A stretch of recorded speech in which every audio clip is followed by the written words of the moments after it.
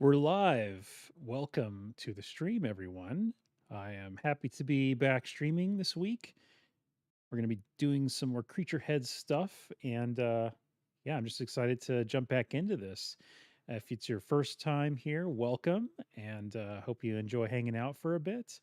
If you are interested in, I got a little free drawing guide that you can check out by subscribing to the channel. So definitely check that out and let me know what you think.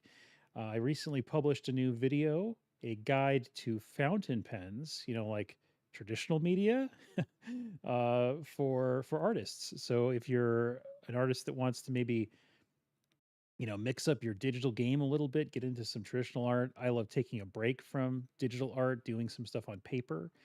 Then check that video out. I love fountain pens. They're so much fun. It's a little bit of a dangerous rabbit hole in terms of hobby and stuff, but in the video, I specifically talk about how to get into it in a budget friendly way. And the reality is that you don't really need to spend a whole lot of money to get some awesome pens. And there's no reason to assume that it's going to be this like luxury hobby or something. So check that out. And otherwise, yeah, I think we can get started here. So just to recap quickly, last time we did a whole bunch of these fun little creature busts with no real particular goal except to just explore some cool shape language, some interesting silhouettes and personalities, and we used some animal skulls as a base sort of inspiration for a lot of these shapes that you see here.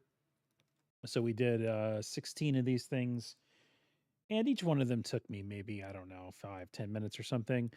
We did a two pass iterative approach there. So we had like a really super loose basic envelope essentially for the starting point, and then we came in and we did a little bit of a revision on top. Then we looked at them and we decided which ones we might want to move forward with. And I actually had you guys who were in chat with me help me make some choices. And so we are now at this point where we've taken 5 of those that we thought would be great and we made them larger. And now we're doing our sort of final drawing on top. And then the idea here is that we would probably go and move to render these. So I think last time I talked about we'd probably just render all of them. I think that's still the plan. I also was thinking about potentially maybe putting one of these into ZBrush, doing a creature sculpt from one of these. I'm not sure if there's any interest out there for seeing something like that happen. But I have a lot of experience doing 3D as well, and so that could be interesting too. A little mix up of things for the channel. But enough yammering on. Let's get to some actual doodling here. And if you're working on something creative on your end, good luck, and remember to save often. All right, head number 3. We're gonna do this one in the middle here, which is this like bird sort of thing going on, which is kind of fun and definitely got a different shape than the other ones we've been working on so far. I did get a chance to do a little bit of drawing earlier today, so I'm not feeling super rusty.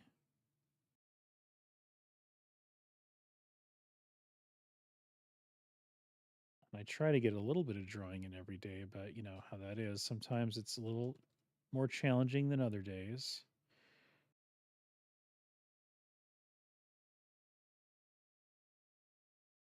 And I did get a chance to go look at some cool art online, some ArtStation posts and stuff to inspire me and kind of jumpstart the creative juices. Hopefully that'll help us get something interesting going here. Do we want to do interesting? We haven't really done any kind of pupil exploration yet in this pass. We'll have to play with some different ideas there. I do always like playing with some weird shapes for that, especially if we're talking about some kind of like weird creature, right? Be a lost opportunity to not play with some of that inner eye design.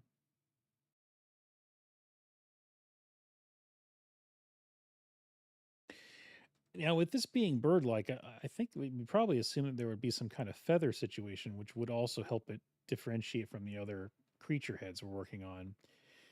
But with it being kind of, deformed and weird and sort of demonic here, yeah, I think it might be nice to maybe have some kind of bare, bald sort of head, and then it maybe turned into some sparse feathers, and maybe it feathers out down here. So almost kind of like a vulture sort of setup there, where the top of the head we don't really notice as many feathers going on. I think that could be a cool look.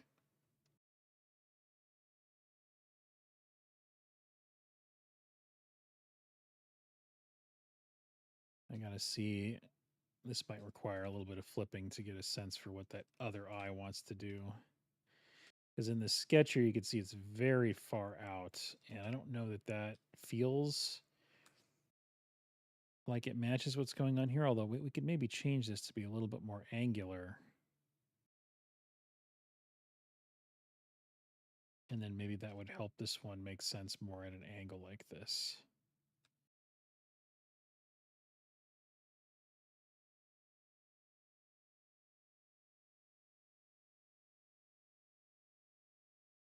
Let's see. Kind of looks like he's looking off to the side.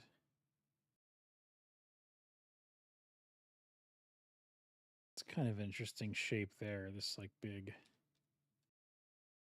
piece that kind of cuts in. Maybe see a little bit more of the eye, but I do like that shape is pretty cool. So let's go with that.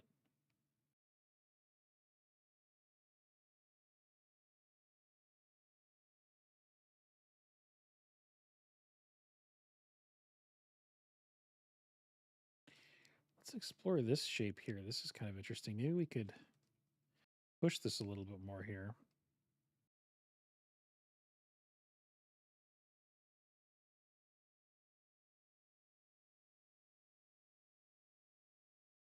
Hey, Tom.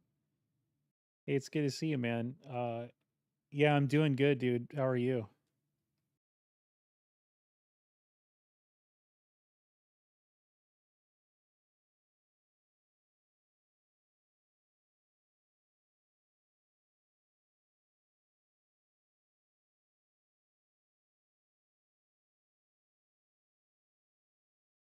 There's these weird, I want to try and preserve these weird strands here, these like weird tendon like things. I don't know if it's like organic part of him, or if it's something like, wrapped around his beak or something. I mean, it kind of would be cool to make it feel like it's kind of organically integrated. I think that's a creepier approach. So let's see if we can get this to feel more kind of fused into the head. I think that's going to be kind of fun.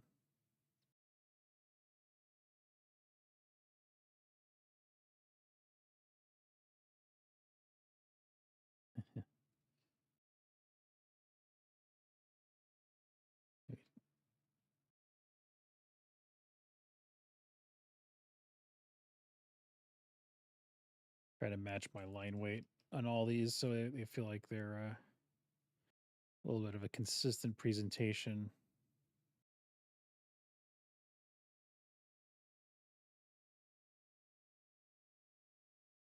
And now we created this tricky little shape for ourselves here, which let's just do a little flip and see if that's feeling all right. Yeah, that's not too bad. It's a very common mistake there is to underestimate the foreshortening of those shapes, especially when they get really complex like that. When I was in high school, I was obsessed with drawing weapons, which is like such a hilarious cliche. But I loved, in particular, medieval weapons. In high school, I remember playing a lot of Diablo, like the first one. Yes, I'm old. And just all the different items you could collect, and I was just obsessed with drawing swords. And the point of the story is to say that in drawing swords, you practice a lot of symmetry, right? Because you're trying to design a lot of times two halves that look the same, and I loved making really ornate shapes. So at the time, I didn't realize that I was practicing my symmetry skills. I thought I was just drawing cool looking swords, but yeah.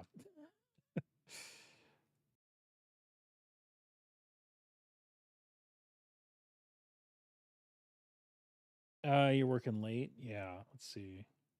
Get up early because I can also join you for these. That's cool, man. Yeah. Yeah, I'm glad you could hang out with us.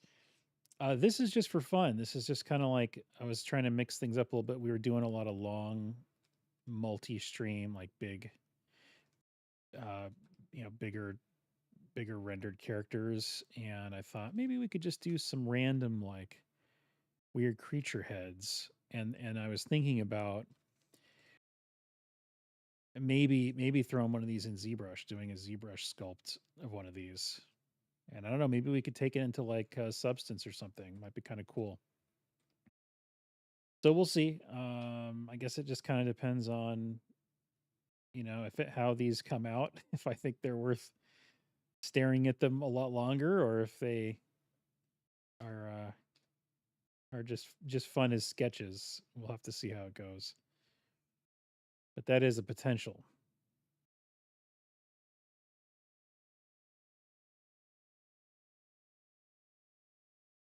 Do I like? Let's see. What if he? Ooh, I kind of like a weird little like open pupil like that. It's more like freaky. Like this thing has got like rabies or something crazy going on. Okay, cool. That's good to hear.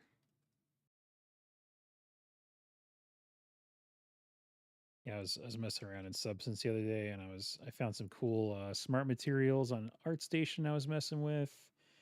They were looking pretty cool. I guess that's a tongue that's in there, right? We did a tongue thing. Can we do a little weird a curly bit? Do something like that. That's kind of fun. Yeah. Give him a couple taste buds so he can taste his victims' delicious morsels. I imagine he eats babies.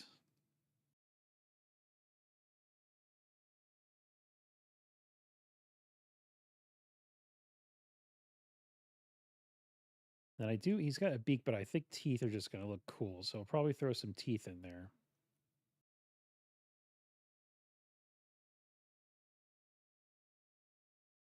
Play with this area in here and get some good like wrinkling going on.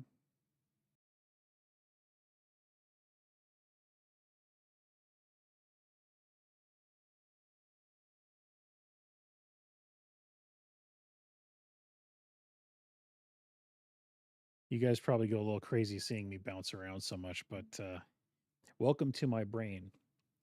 We got a Spindrift pineapple on deck tonight. Hmm. It hits a spot.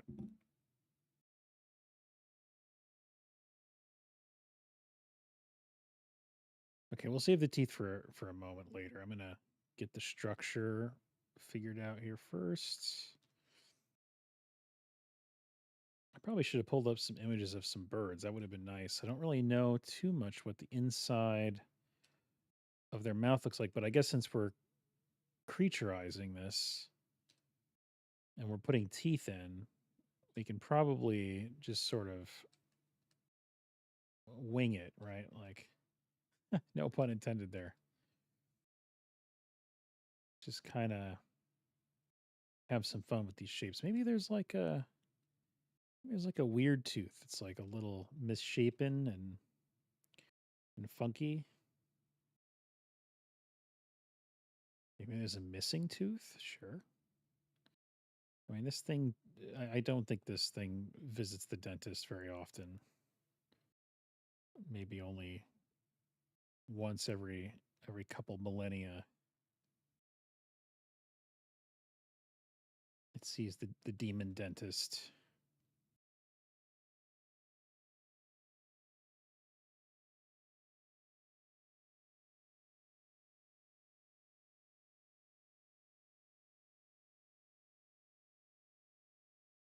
I'll put in a little gum line there. Some weird organic bits around these teeth.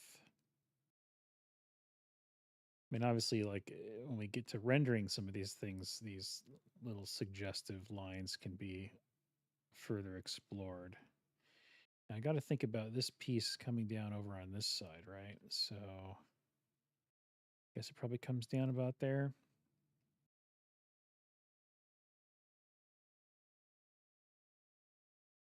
Geese have some teeth in their bill. Yeah, that's true, huh? Some of them do have weird little things going on. Penguins, interesting. Teeth on their tongue. See, real life is stranger than fiction, man. According to that, I'm being timid about my creature design here. That's wild.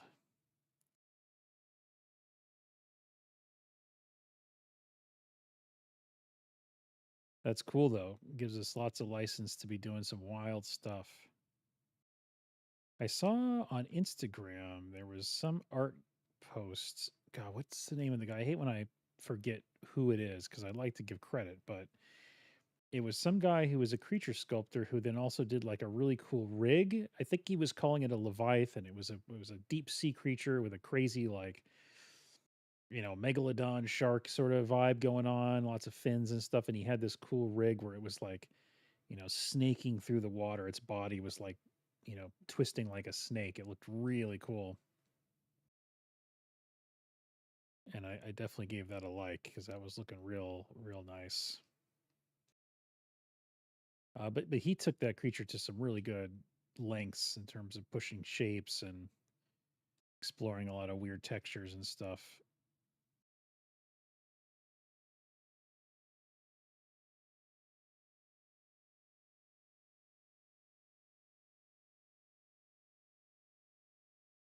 Oh, did you see that one? Yeah, I think that was probably going making the rounds there. It was pretty hot.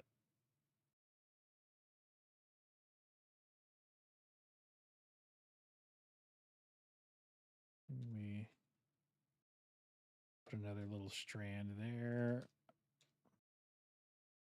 I'm trying to like integrate this sort of weird tendony element so it doesn't feel, like he's got some bandage wrapped around his beak there. I think that's going to be better for the overall design. And I like that maybe his like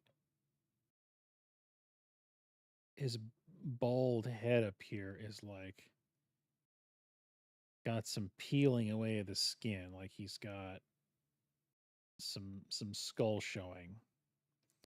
A little bit of like a zombie vibe, I guess, but he's not a zombie. Or I don't know, maybe he is. Maybe he's a zombie bird. I keep saying he. It's the generic he. Could be whatever you want it to be.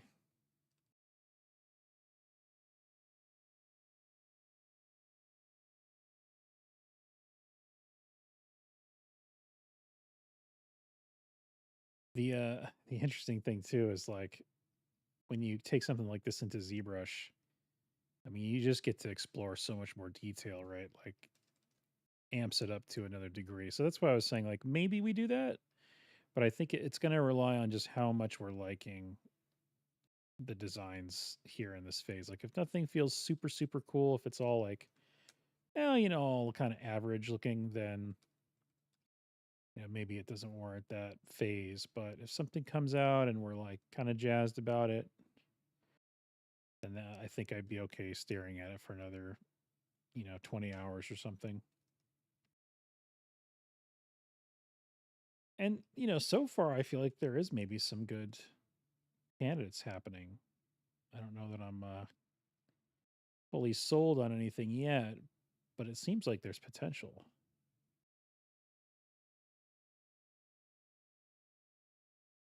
It's also kind of trying to integrate some kind of floating element on all these to give them more of like that demonic thing going on. I don't know what would be. I'm trying to think of what would work with this guy. I don't know. I'm open to suggestions.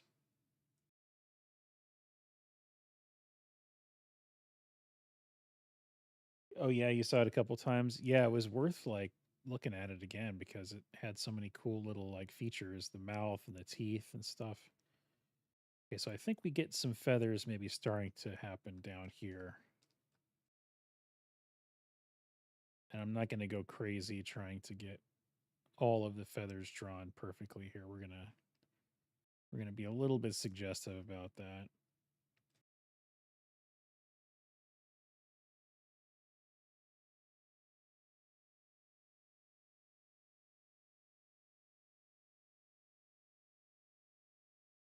Does he have, I guess I have trying to envision where his beak connects to his body. I guess we can do something kind of further back over here. I don't know that we're going to see that though. So I think this sort of collar of feathers probably just plumes out and does a whole coverage down here.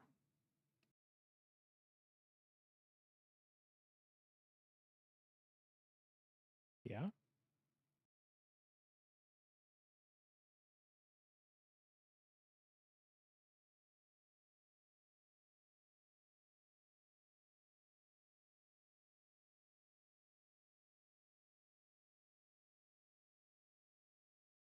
And then for the sake of graphical clarity, I'm gonna not have feathers showing over here at all. Um, I think you could argue that maybe we'd see some stuff happening over there. I mean, especially if it wasn't just a bust, right? But I think for the sake of just helping this read, I'm gonna omit showing them on that side. And that's always a really tricky thing to teach artists. Um, if you guys are new here, you may not know I'm a teacher at an art college, and so I'm often thinking about how to explain things, art concepts, and teaching people when to sort of defy reality is one of the harder things to teach people. Because if there's like a rule, then it's like, all right, you just teach them the rule, and the rule is light does that, or forms do this, or perspective does that. But when it's like more of a nuanced thing, it can be a little trickier. I mean, essentially, what we're talking about here is like design clarity, right? If we wanted to talk about it as like a rule, but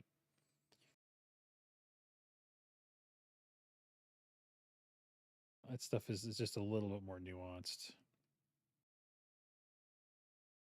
Give a little bit of line weight so we can read this on top. Let's do it down here as well. This shape here might just be a little too clever, but I'm gonna leave it.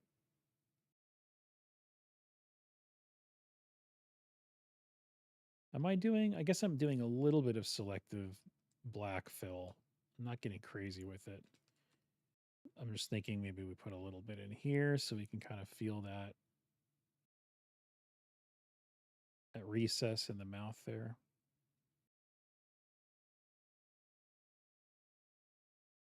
You said teeth on the tongue. So I think I remember seeing something like that. They were like little spines, right? So let's give them a few little spines in here. I like that idea. That's cool.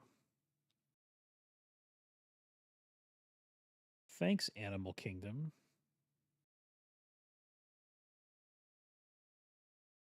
It's not just an adventure, it's a zoo venture. It's only people as old as me will get that joke.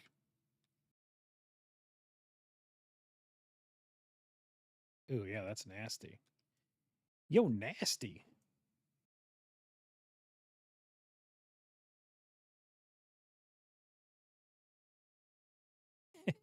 It's got like getting some Skeksis vibes from that guy, which I'm not complaining about.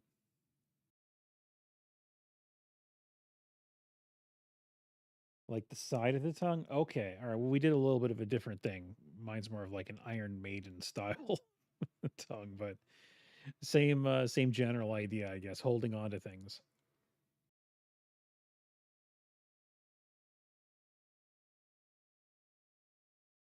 Okay, cool. Well, that one came together pretty well. I mean, maybe we'll come back to that if we see some things we want to tweak as we get these other ones worked out. But yeah, okay. So let's see. Do we do this guy on the left or this guy on the right?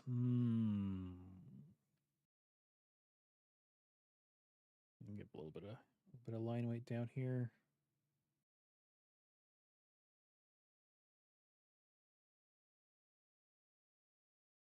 Not really doing like an inking pass on these. Some of you may have seen some of the line art I do. I get pretty uh heavy with some of the black fill and things like that. But these are sort of destined, I think, for more of a painted approach. So I'm being a little bit light about that application, but it's hard to resist just throwing that in a few spots, right? Because it just always looks so cool.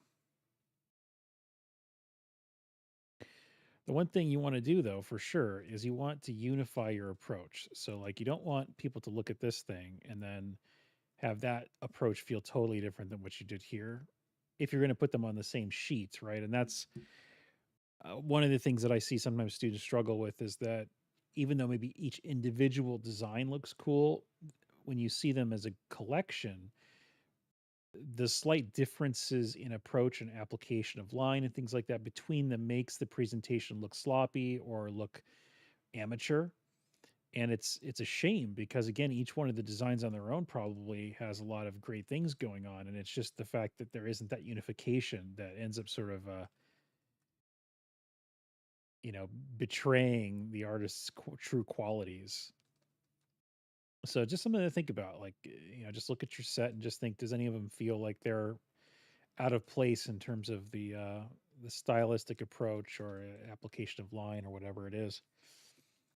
Okay, I think we're gonna go and do this guy because I have some thoughts on this guy that I want to save. I want to kind of like let this brew in my brain a little bit longer. But this guy, I'm a little bit blank on him. I don't know if I have anything super interesting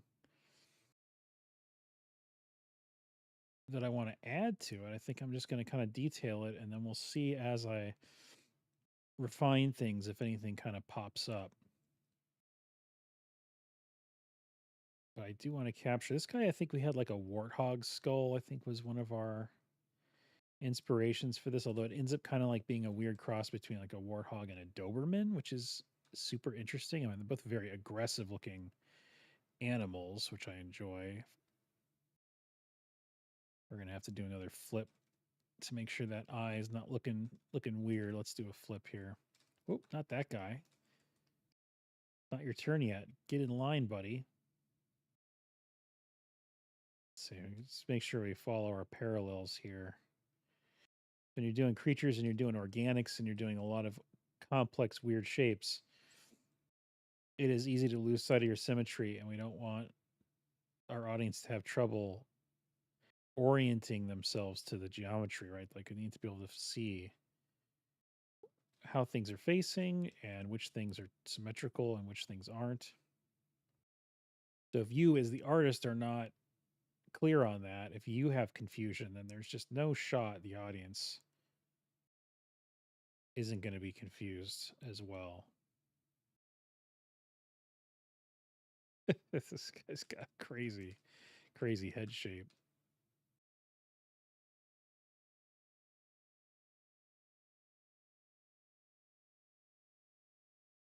Like a mutated pit bull with that. Yeah, yeah. Nice. Okay, good. That's good to hear. Yeah, I think that's the vibe I was getting.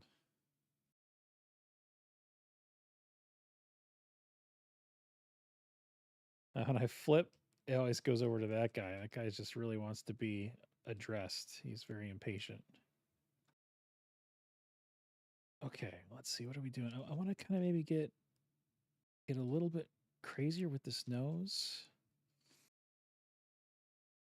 Oh, you know what we could do? Maybe we give it like a ring in his nose. I haven't really played with that on any of these guys yet. But I feel like that could kind of be fun. It kind of has a little bit of an aggressive vibe to it. It's very metal.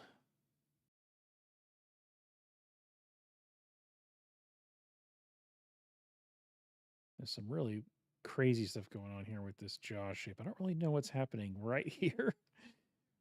Feeling a little vague. We'll have to figure that out. He's got these like wild tusks going on.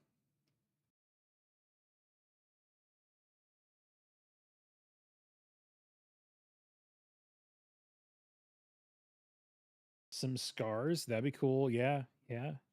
Some battle scars. He was like at Walmart on Black Friday and he was fighting for a PS5 and he got jacked up.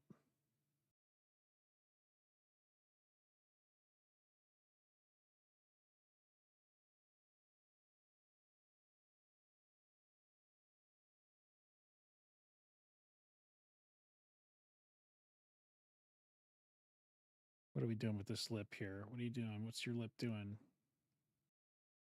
Yeah, he's got kind of like a crazy look at that. This guy definitely needs a dentist. And maybe we have some interlocking teeth. I'm not sure. Let's play with this up here. Maybe it's just an underbite, but maybe we do see like a little bit of this tooth from the top jaw kind of coming in there. And then okay, we got this kind of coming in like this here. And then okay, so I'm just gonna pop that in and just see how does that look. Okay, yeah, I like that. I was gonna say, do I like seeing teeth on the side there? And the answer is yes. Yes, I do. So let's do that.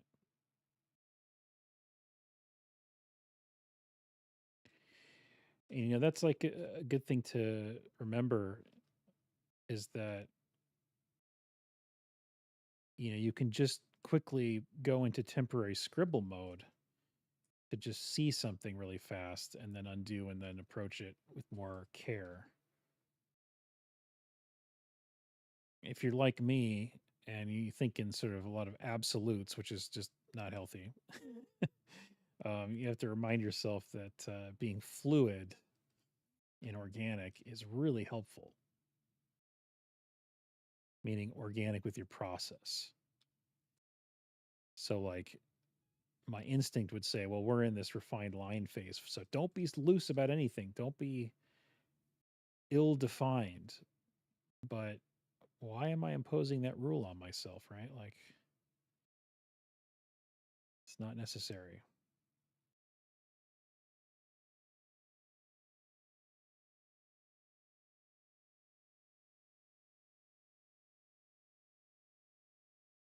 Now, of course, you could zoom in infinitely on these things and really, really get crazy with it. But we're just going to do enough so that way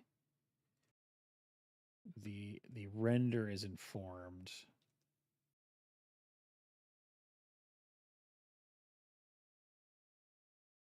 Maybe he's got a broken tooth, you know, kind of going along with the scars that we're going to put in there. It's kind of like battle worn. Now, I mean, we could be light about scars. We could just have, you know, a little paper cut up here. Maybe he's got like a Hello Kitty band-aid on it. But I think it might be cooler to do some kind of really crazy looking scars. But do we do it on this eye or do we do it on this eye? Maybe it's on this eye so we can see it, but maybe it kind of grazes his eye and it kind of misses it. So maybe we do something like this.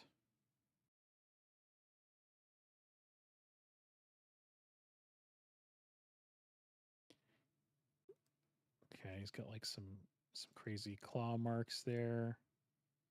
Now it's a little hard to indicate scars realistically with a line drawing. I mean, they're kind of subtle, so you know we'll have to just be a little bit suggestive about it. But I think we're getting the general idea across.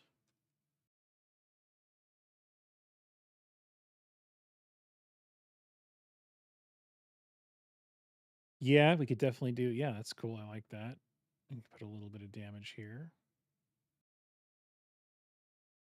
Just get some general sort of like slashes going in that general direction, I think is cool. Get a couple on his neck here.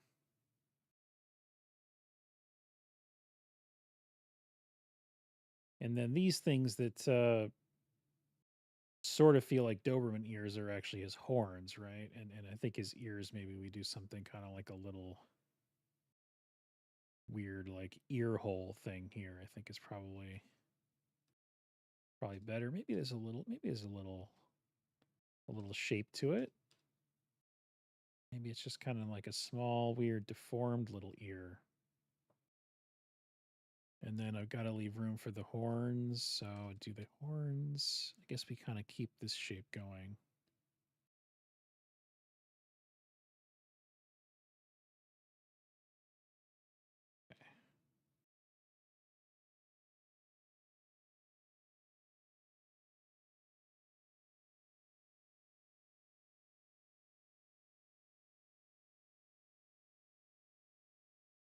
Let's see. I got to get a good shape for that going on.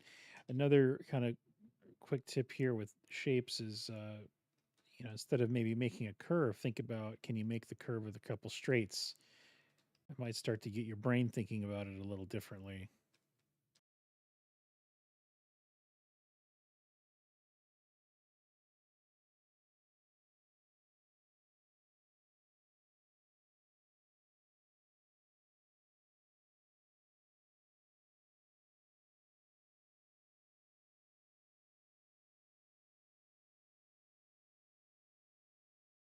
Okay.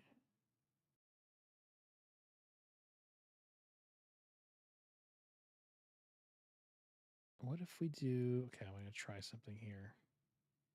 What if we put like a crazy big tooth kind of from the top jaw going over like that? Kind of makes the mouth feel a little deeper, which I think is good.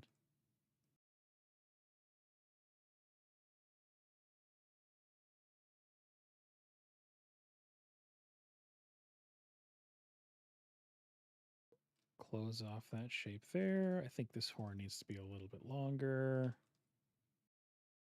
Well, we could just do a little line to see if I can draw a line correctly here. Okay, it's a little too long, something like that. Not that they have to be exactly the same. They are horns, but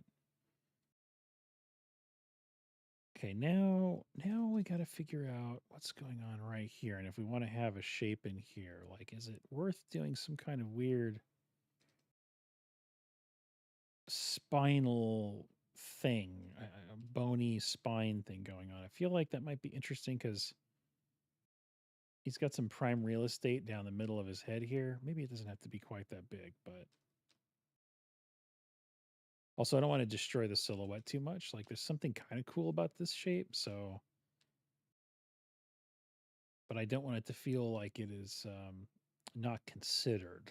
So let's do that.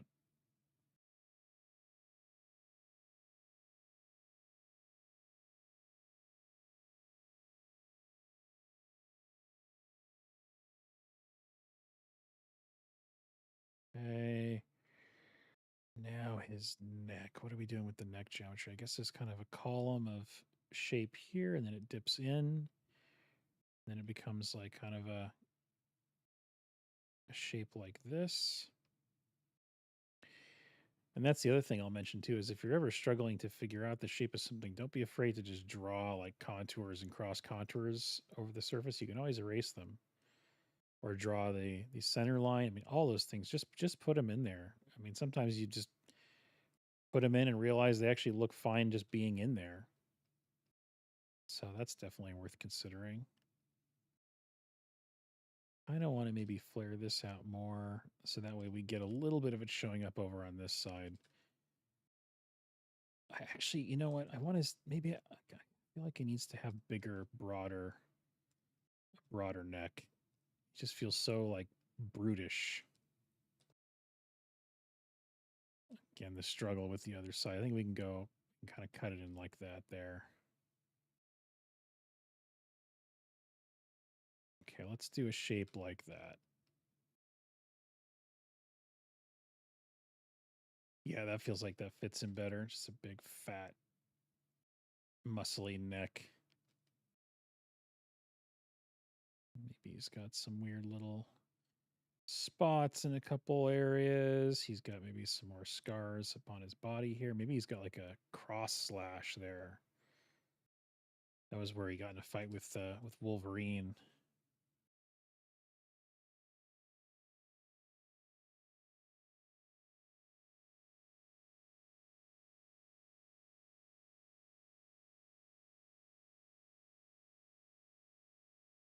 Abuse some line weights to help this read a little better.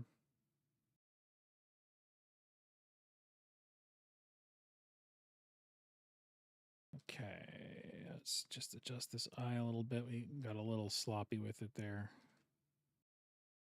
Let's see.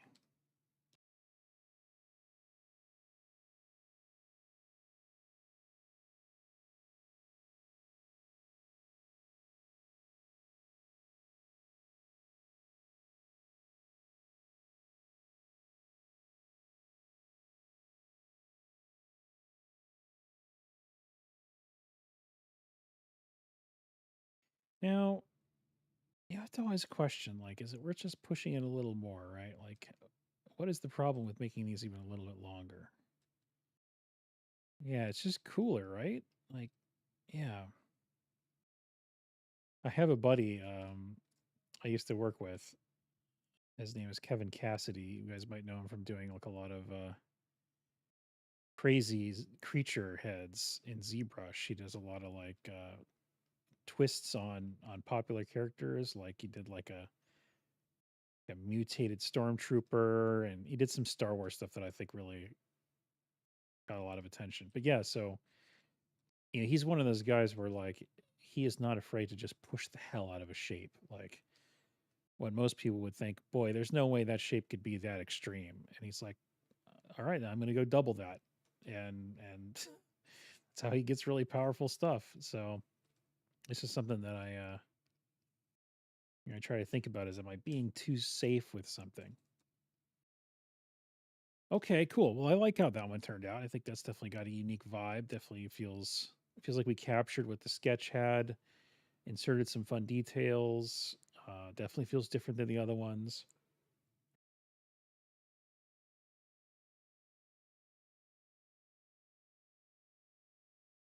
And now we're going to go for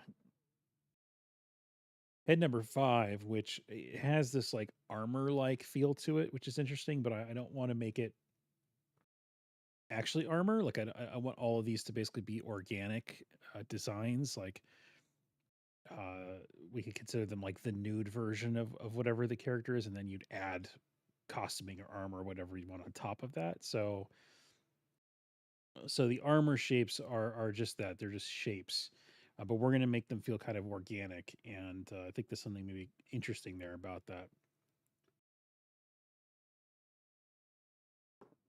Okay.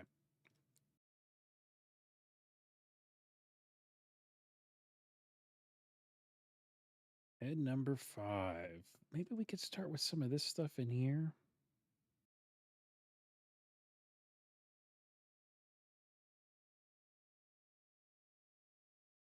I'm thinking it's got kind of a skull like vibe going on.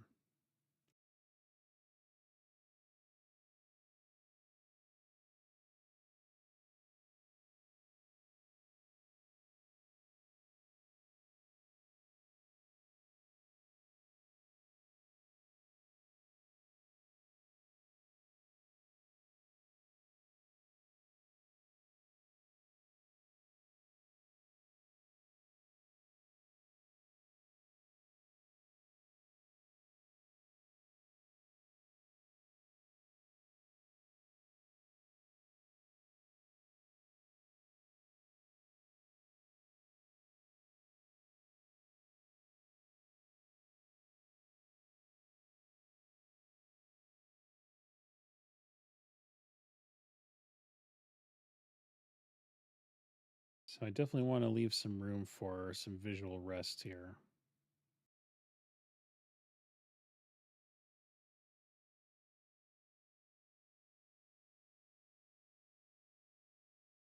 This This is definitely going to be a design we have to flip because there's going to be a lot of weird symmetry stuff going on.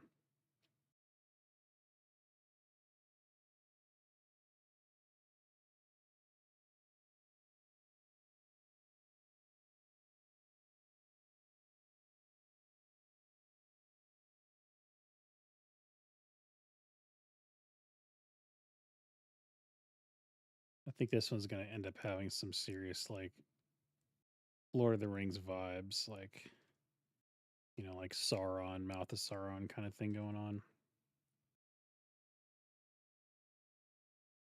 But organic. So maybe we're getting a little bit of like a Wayne Barlow,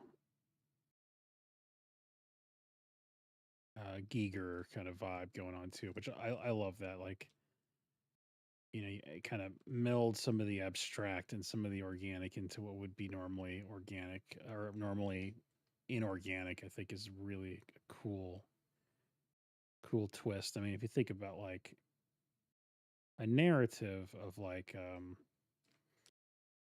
like if demons are like some kind of, you know, twisted, corrupted soul or something. It's like this guy was a some kind of knight in life, and then he became a demon, and like the armor, like melted into his body and deformed or something. I mean, almost kind of like what would be the dark fantasy version of a Clive Barker universe. Like that.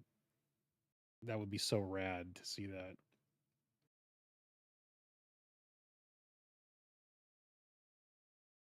But I don't know. Sometimes those ideas they're just very rare to see them come to light in a big production setting because investors are always scared to do cool things, which is so funny to me. It's always like, well, I mean, the reason those people have money is because they're risk averse, right? And creatives are all about risk. So there's always going to be that friction. And then hopefully, yeah, you just get every once in a while you get all the stars to align and then something really cool comes out.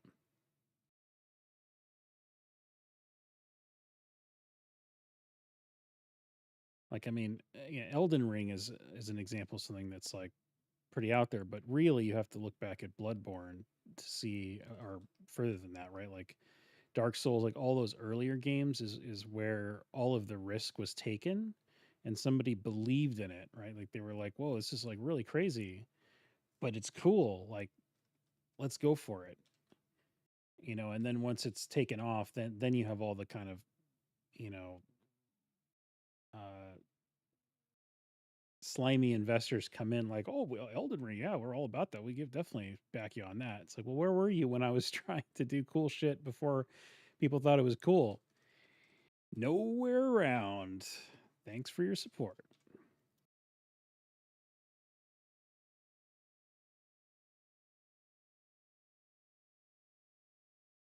But see, like just the way that I'm kind of fusing this in all these weird little shapes, you could take something that feels very inorganic and we can make it feel organic quite easily, which is why I'm usually never concerned with having something start out feeling much more planar and geometric and structural, because those are the things that help me know that it's got good shape and good symmetry and good form, and it's all logical, and then we can kind of melt it later. Easy to put a blowtorch to our shapes. I don't know if I'm liking all of this going on here. I think there needs to be something else happening. Yeah, it needs to be like another plate here.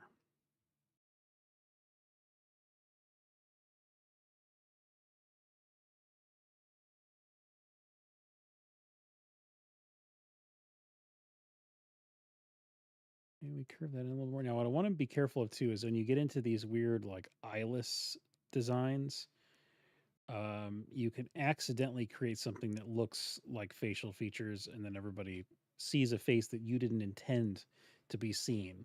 Like if I put some kind of like rivet here and here, it's like, well, now that looks like his eyes, right? Bad call. So I got to be careful about that. That's oh gosh, what's the name of there's a specific word for seeing faces in abstract patterns. Forget the name at the moment, but anyway, you got to be careful about that as a designer. Very very common challenge with creature designs. Let's pull this in a little more here. I mean, I guess, yeah, these could read his eyes too if I'm not careful, so I just have to navigate this.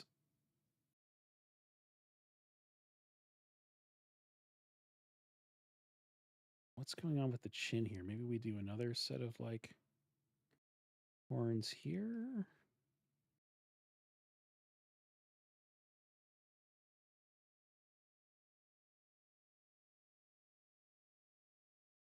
So I guess this plate kind of goes into this plate behind here, right? Like that. That makes sense. So let's do that.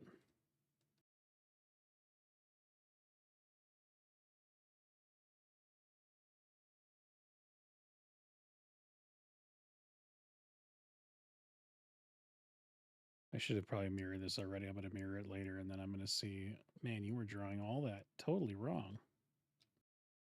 Hopefully, I'm not too far off. This guy's got just the slightest 3/4 to his head. He's pretty frontal.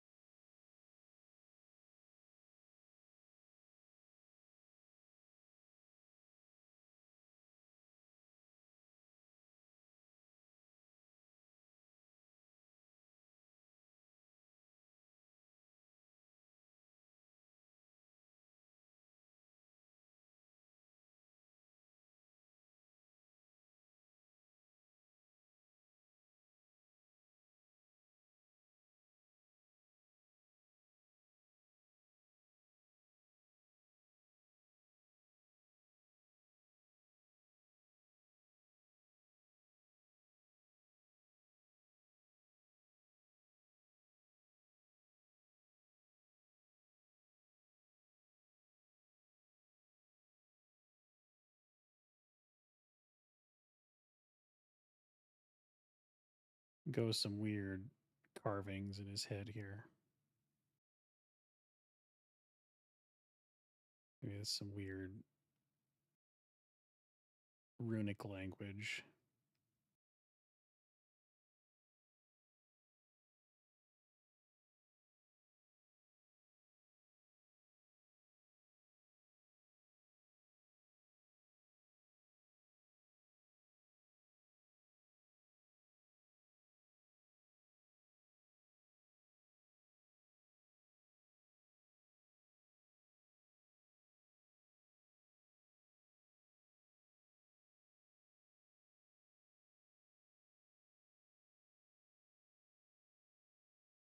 All right, time for the flip. Let's see how weird it's looking. Okay, actually, that's not too bad.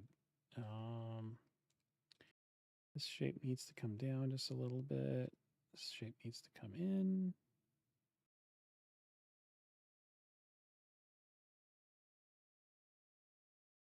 Get a little line weight.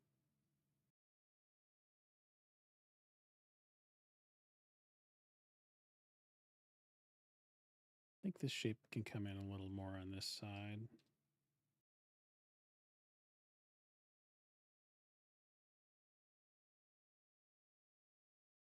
Maybe on both sides. This is kind of interesting, this shape here. Maybe we just kind of embrace that shape a little bit more.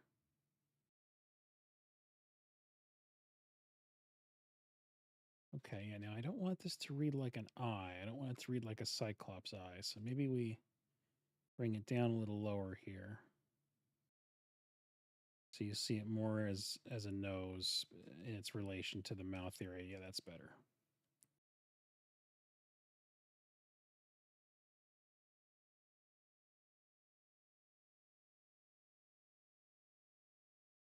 Let's flip it back. Let's flip it back. Okay. Now I do think this shape wants to be a little bit further out like that. There we go.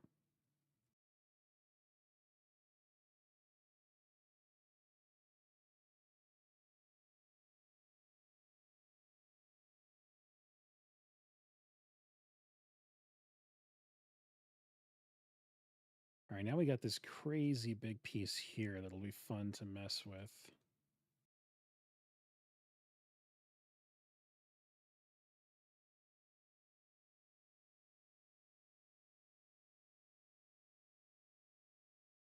Okay. I didn't mind the base shape there too much. I don't know that we need to push it too much. Let's see. Add a little spike there. If I pull this in here like this, okay, that's kind of fun.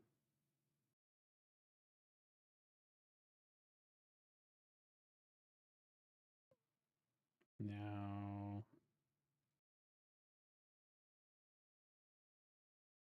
pull that out like that there.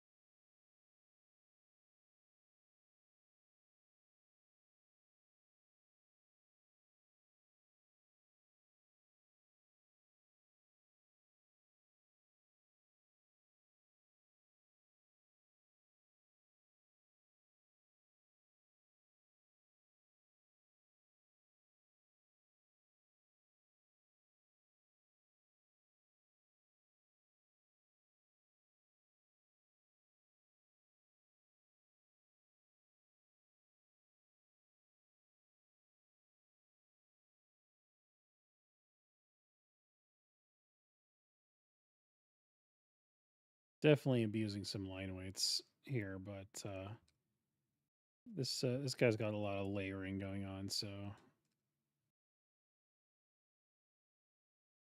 he's being greedy with his line weights.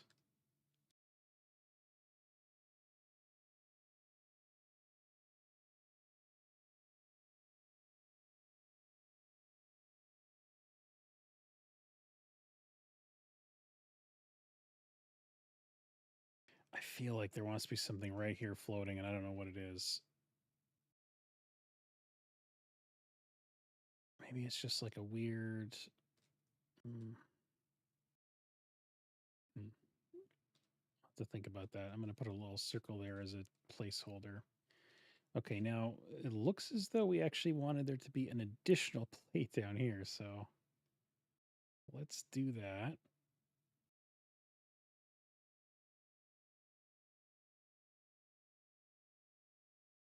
How is this curving? I guess that curves like that. Yep. And then I guess we can cut in. That angle's really tricky there, but that I think that works okay.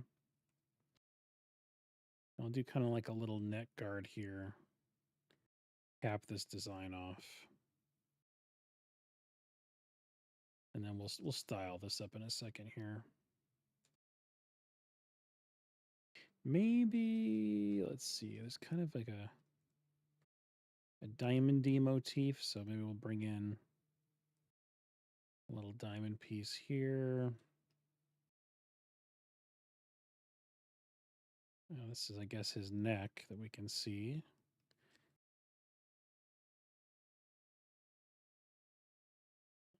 And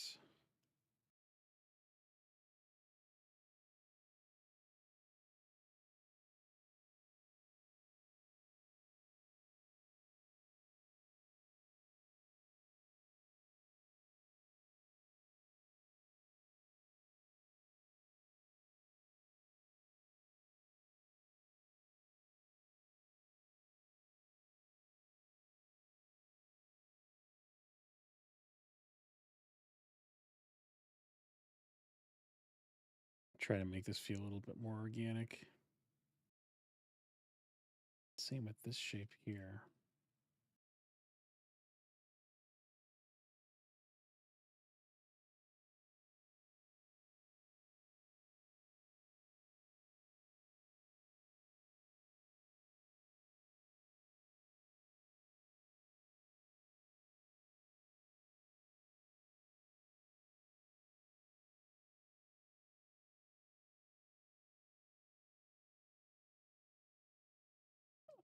Okay, so maybe we'll do like we did a little flame on this guy. We did some floating eyeballs here. Maybe we do like a gem, like a diamond gem.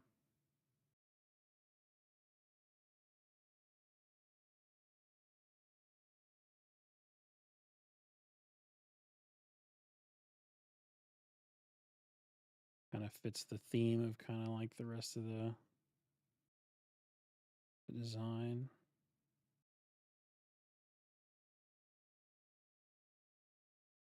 Got some weird symbols.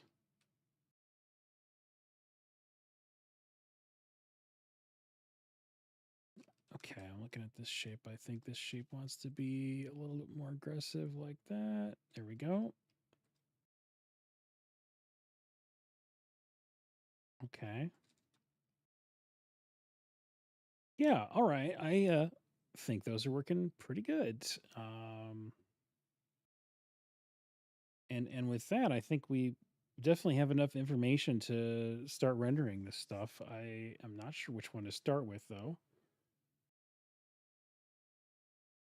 I mean, we could just go in the same order that we drew them in.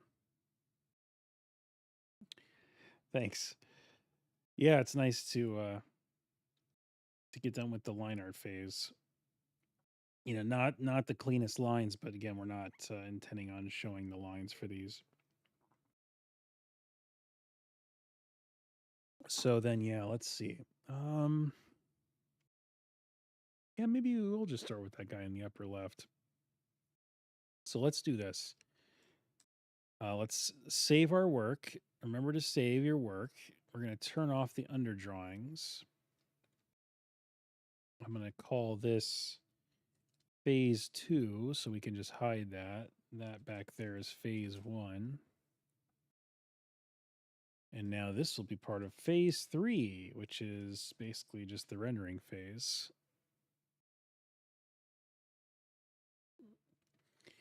And for that, we're going to colorize and lighten. I'm always questioning what the right color is for this phase, but I think I also want it to be not hard on your guys' eyes to see what's going on. So let's go with an orange like that, I think. We're going to lower the opacity too though cuz I need to be able to see my shadows very very well when I'm doing this. Okay. So just to kind of mention again, if you guys follow my content, you'll know some of my typical strategies for digital painting. At this point in the process, we have a decision to make. We've already made the decision, but just for your sake, if you were kind of trying to follow this process, at this point, there's a fork in the road. You could do a very clean line pass and then pop in your flat colors and then add your lighting on top. That's path 1. Path 2 is the path we're going to go with here, which is we're going to just do ambient shadows on top of the loose lines, and we're going to forego the clean line layer. And that will allow us to sculpt and play with the design a little bit as we're creating the shadow pass. And that I think is a good choice when you do feel like you want a little bit of freedom when you're playing with the design. And yeah, that's basically why we're doing that. Now the kind of annoying part about that process is that we don't have flats to act as really helpful masking shapes to bring in our shadows. Like we have to just kind of use on the fly lassoing and selections and just a careful hand. Maybe we use the smoothing brush to help us constrain shapes. Uh, so the freedom that no flats gives you also has the double-edged sword effect of making you don't have masks basically to help you. So just some stuff to think about with that process, that there's not really a correct way. Each one of them has some pros and cons, but I just feel like it's helpful to kind of mention to you guys what the thought process is there and why we're doing things a certain way. So all right, shadow pass, and I do try to get this very light because I need to see very clearly what I'm doing with the shadows. And if the underlying drawing is too obvious, if it's too loud, then it's interfering with the way I'm able to judge the values on the canvas. Colorizing it just helps that 1 degree more, right? Because now it feels very different from the grayscale stuff that we're putting on top. So again, just some explanation there into how we're thinking about it. Now, sometimes I like to put a little hue saturation on this layer to make it not pure black, and that's just kind of for my sake to just have a kind of a fun look at it. So you can see here that we're actually painting with dark red, or that it looks dark red, but we're painting with black, and that's just because I've got a hue saturation adjustment layer connected to the shadows as I'm painting them, because I don't want to ever have to remember what color it is or pick something other than black, because I can just go back to black by hitting D on the keyboard and always just go right to what I need a lot faster that way. Okay. So let's see, where do we start? I guess, yeah, I mean, this is probably not a bad spot to start. Just up here. Because of the organic aspect of this process, it is like kind of working with clay, like a ball of clay, where the clay sculpture looks kind of blobby and kind of not great at first.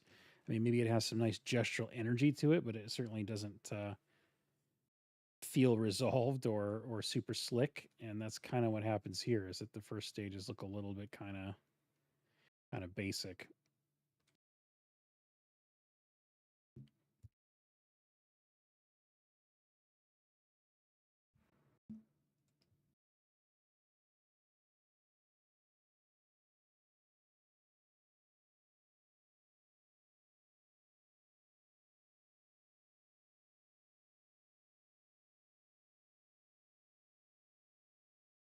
During this process, you may feel like you need to make your brush small and think in terms of contour. I mean, some features do really just look like contours, so they might warrant that. But don't be afraid to go small with the brush and just think in terms of line for certain areas that you're having trouble understanding as a form. And then the only thing that's important to remember there is that you diffuse things out so that they don't feel like lines in the final version, because when everything gets an outlined feel, it looks artificial and flat. In fact, there's some areas of the ambient shadow pass that want to be kind of like non-existent, right? Like we want to be able to have areas where it's just sort of a lost edge entirely. This is kind of a flaw in the way that I painted shadows. Well, it's a it's a progression of improvement for me with my shadows. Is that I used to kind of have everything feel very outlined,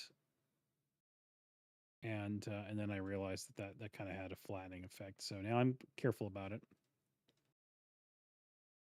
But when I start and I'm not sure about a shape, I'm never afraid to think of it as an outline first. I mean, you can see that that's kind of what I'm doing here, is I'm sort of thinking about these as outlines.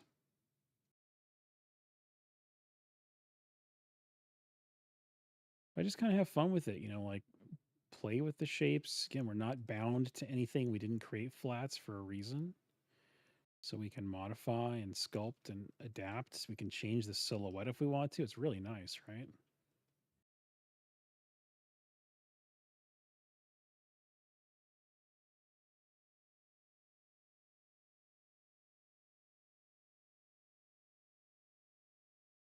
In fact, I think I'm going to even lower the opacity of the line layer even more. Again, you guys are going to barely be able to see that. So apologies, but just know I can see it on my end pretty well, and it's guiding my choices here.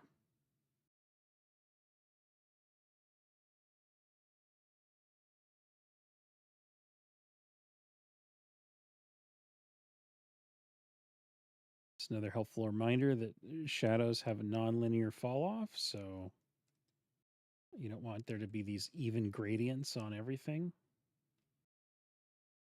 And with ambient shadows, it's particularly important to look for intersections.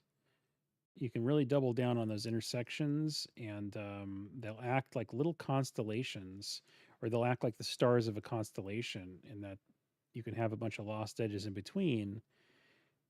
And those dark points act like little visual waypoints for the eye.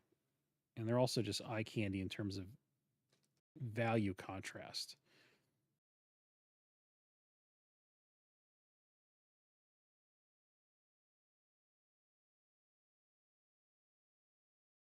You can see them just fine. That's really good. I'm glad because trying to go really light on them here. And yeah, this is definitely the AO brush in my pack here.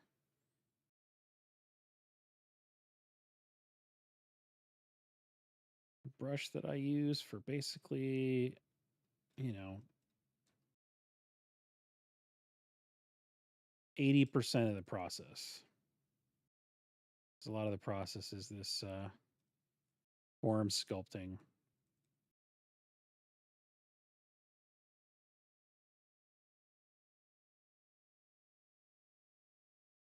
And I use the same brush for my eraser and my smudge. Same settings.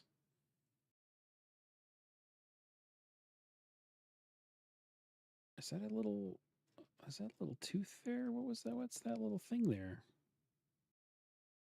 I think I might have to turn up my lines for a second so I can see what that guy was doing. Yeah, there's a little weird. Oh, there's a couple little weird teeth there. Okay, I got it. I got it.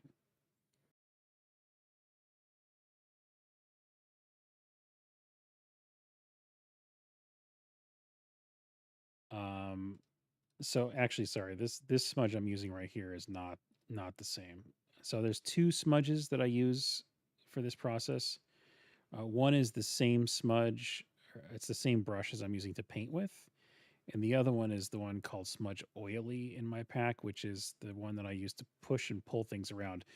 The way to envision it is I'll use the smudge brush that's like this one when I want to like melt the clay and just soften the clay or fuse things together. And I'll use the oily smudge when I want to push the clay. Like if you're pushing your fingers into it and you're moving things, that's what I use the other one for. And I use them both like back and forth interchangeably a lot. So you can see I can kind of push and pull this around. It's more forceful. Whereas if I go to this one here, the Smudge AO, it's just diffusing it out, which is critically important for getting rid of things that feel like outlines.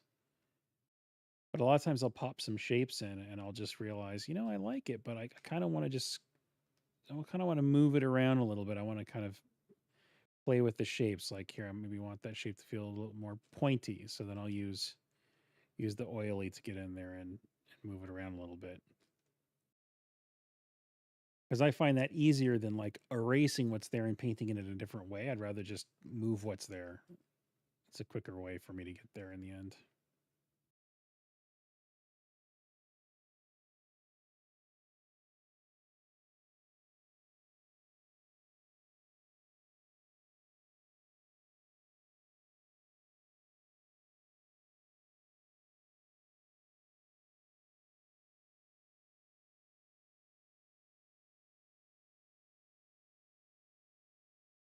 And I don't do too many super dark areas immediately. I'm kind of sneaking up on some of those choices.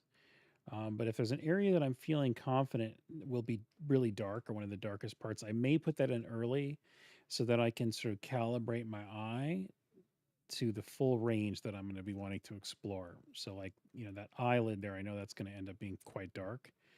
So I can pretty much put that in now, and it kind of like helps my eye see how far other things can go. It establishes my value tent poles.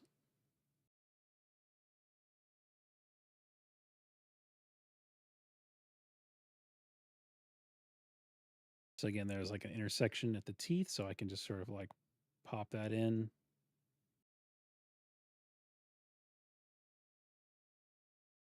And with that exploration, you should start to be able to, by squinting your eyes, see see where you need to sort of continue to sculpt the shapes, how you need to move the values around.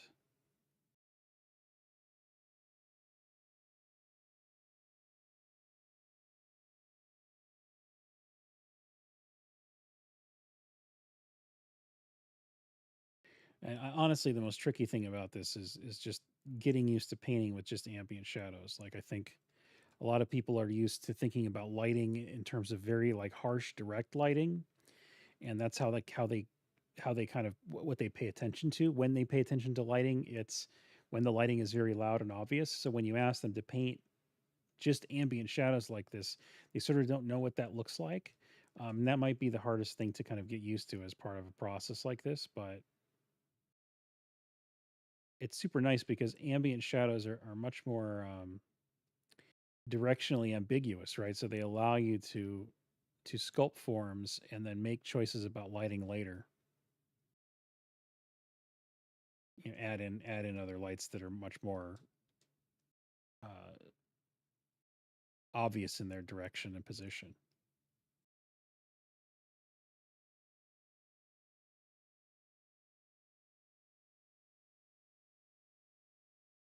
You played around with the AO brush a bit. It feels nice. For some reason, it does the opposite of what I want it to do sometimes. So turning around 180 works a lot better for me. So the hard edges on the yeah, that's the cool thing, right? Is that you can come in there and you can just turn that brush whichever way makes sense for you. Um, and yeah, I can imagine there might be somebody who even wants it to be like turned 90 degrees, right? Like maybe they like it kind of just wedge the opposite way. I don't know. I don't know why you do that, but yeah, I think you know, rotating it 180 is a really easy tweak you can make just to see which one, makes sense in your head better. I got used to it this way, the way that it's rotated here. So if I turned it the other way, it would feel bizarre to me. I would look like a total klutz. But yeah, it's nice that you can customize it.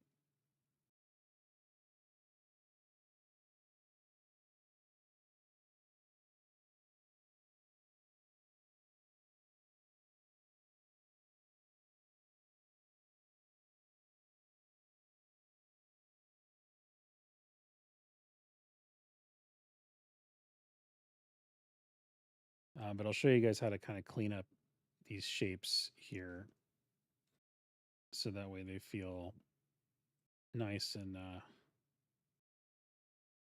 nice and diffused. See, we don't want things to feel like an outline. Like that just feels too much like an outline. So I guess I could just show you right now. So what I'll do is I'll come in with Smudge AO and I'll just sort of like obliterate that edge. Right, I'm going to kind of diffuse it with the hard edge of this brush toward the outer edge where I want it to be hard. So it diffuses it in, and then I'll come in with a hard eraser and I'll just slice the shape in where I wanted it to be. And so what that does is it creates a really even fall off inside and a very sharp edge on the outside. And it's essentially a lost edge now, right? Like we don't really notice an edge there. It sort of disappears. And, once you kind of finalize the piece and you merge this with the background, you could even like, smudge this into the background and then you literally have a lost edge. But yeah, that's just one way to kind of refine that stuff. I typically will wait until I get a little further along before I start fussing with some of those diffused edges. Right now, I'm just trying to kind of like see the sculpture and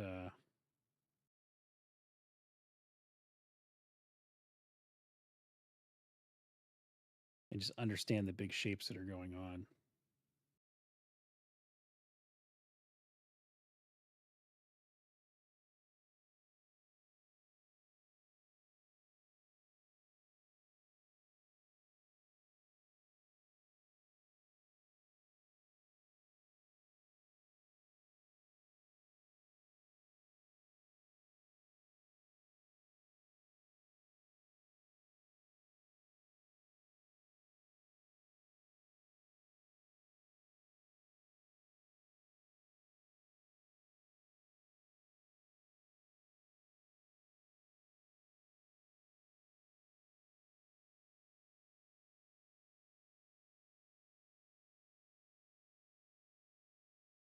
You can also use the lasso tool, like as an example. Here, there's a little overhang, so I might just come in here and just do a little triangle and boom, and hit that. And now I have a nice little sharp shadow shape. Do that anywhere you feel like you need one. Boom, shadow shape. Boom, shadow shape. Super easy, super fast.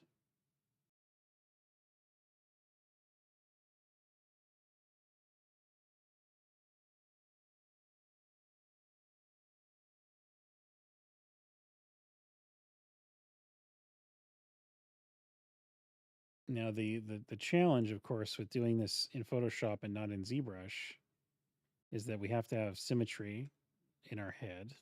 We have to manage that, and uh, we have to worry about making sure things feel like volumes, right? Like it's kind of on us.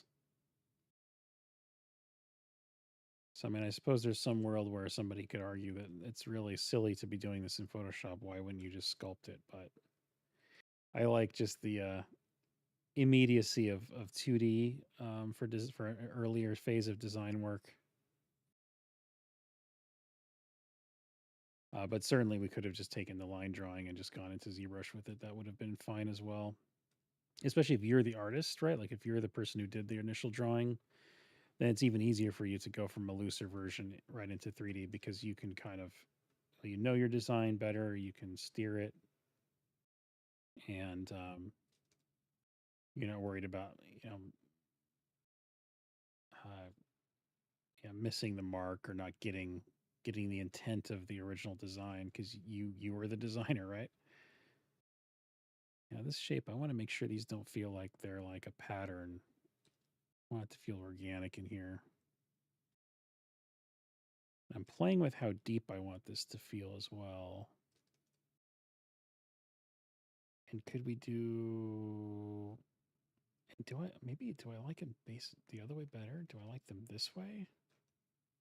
No, wait, no.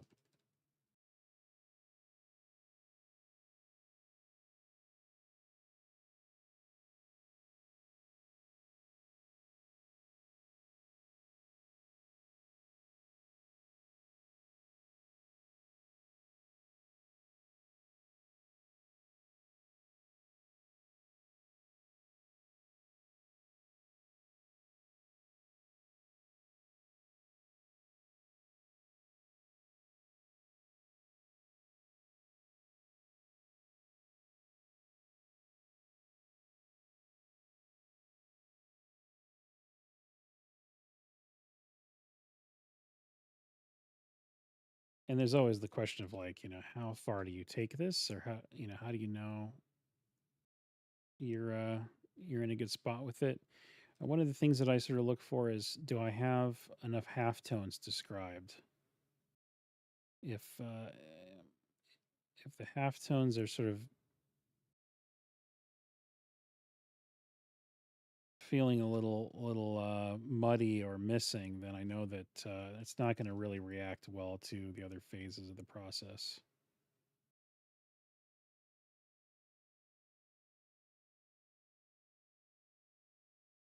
Also, am I getting a wide enough gamut of values in?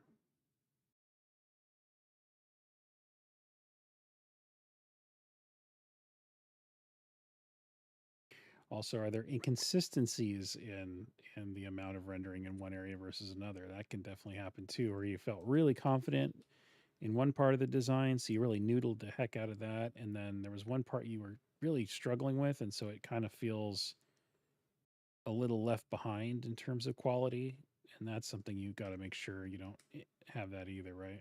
That's not a good call.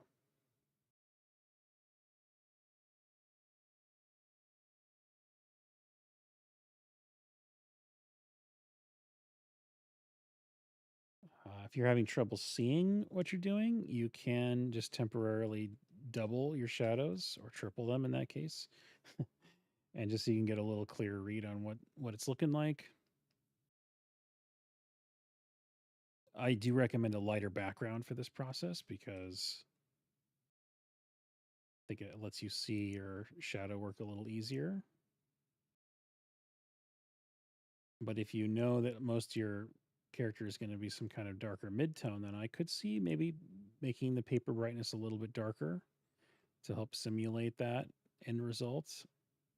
So we don't have any real local choices yet in here.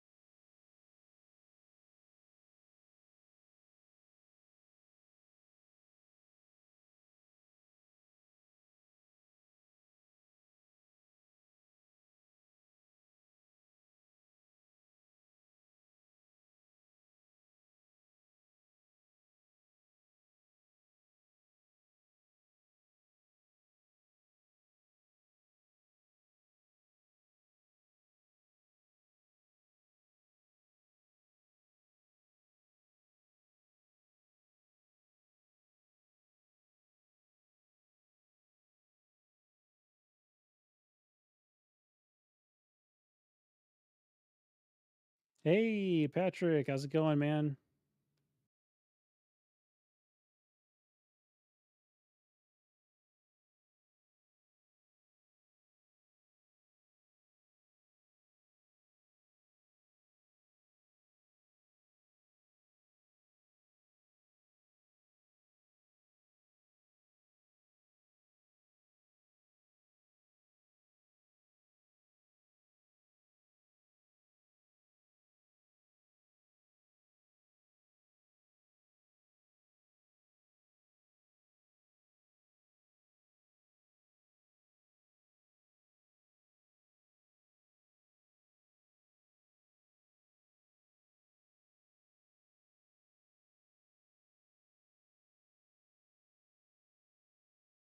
Oh, thanks, dude. I appreciate that.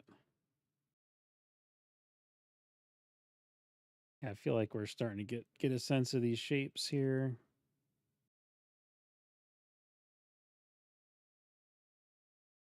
Starting to figure out the areas where the sketch was a little bit vague as well, which is always nice.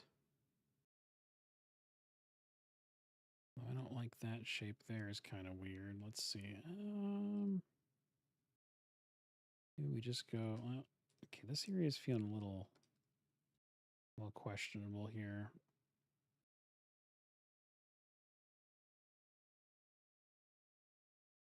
Let's do that. That. Okay.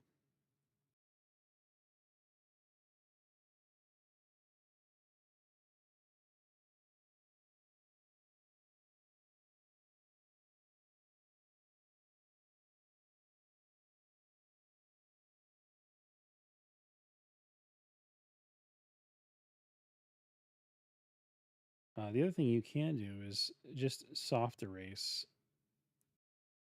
as well, just to kind of pull back on how much relief there is to a detail. Like if it all just feels like it's too, strong, too pushed in, then just do a little soft erase on top, knock it all back, and then come in and reapply. You want to be doing comparative analysis constantly when you're working with values. So I'm always thinking about, like if a detail here wants to be the same loudness as a detail here, well, then those values need to be the same, right? Like, so that's, you kind of have to maintain that, that regulation, that's a self-regulating value scale.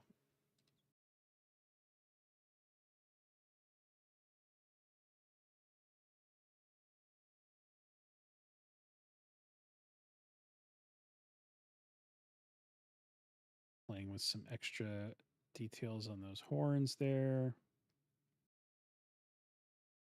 And we're going to start to play with bigger uh, gradients of value here in a second. I'm just kind of working my way around to it. And I kind of like to sculpt out these shapes first, make sure I know where I'm heading with it.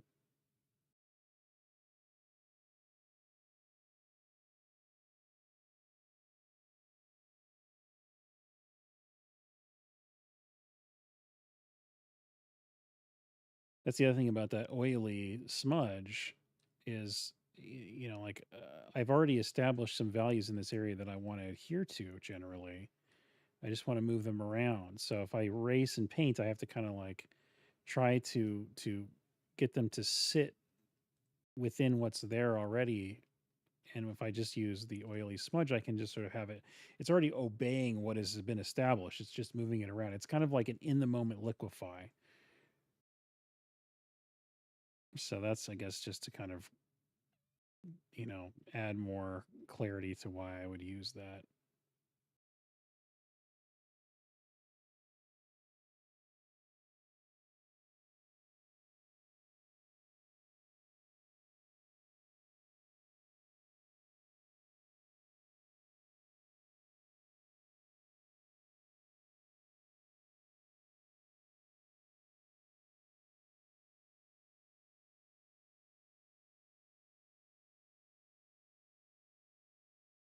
And so what's cool about this, right, is that this is just like um, exploring just the form, and we're just trying to make the shapes themselves cool. Like we haven't explored any kind of local patterns or gradients or texture, like micro textures. And that's, I think, a great way to go is like, make it work here first. If this is working here, then you don't need to be trying to like fix the design later with those color choices or with those local pattern choices. Those are just enhancements. Like kind of try to like make it work at each stage, right? Like as just an envelope, does it work just as an envelope? Awesome. Does it work just as a loose sketch? Awesome. Does it work just as a value painting? Beautiful, right? And then you can kind of keep going.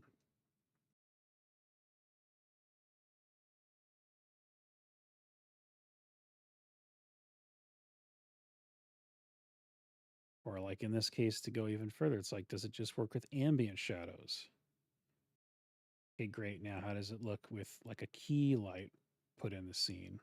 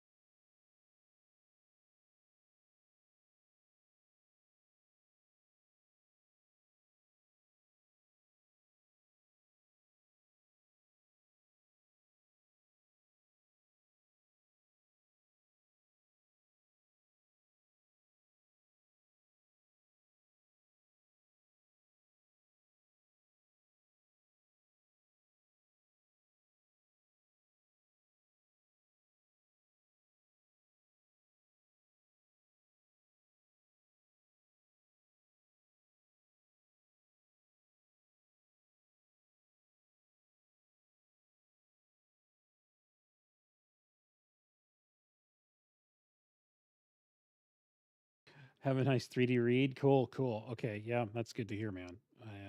I'm definitely shooting for that vibe.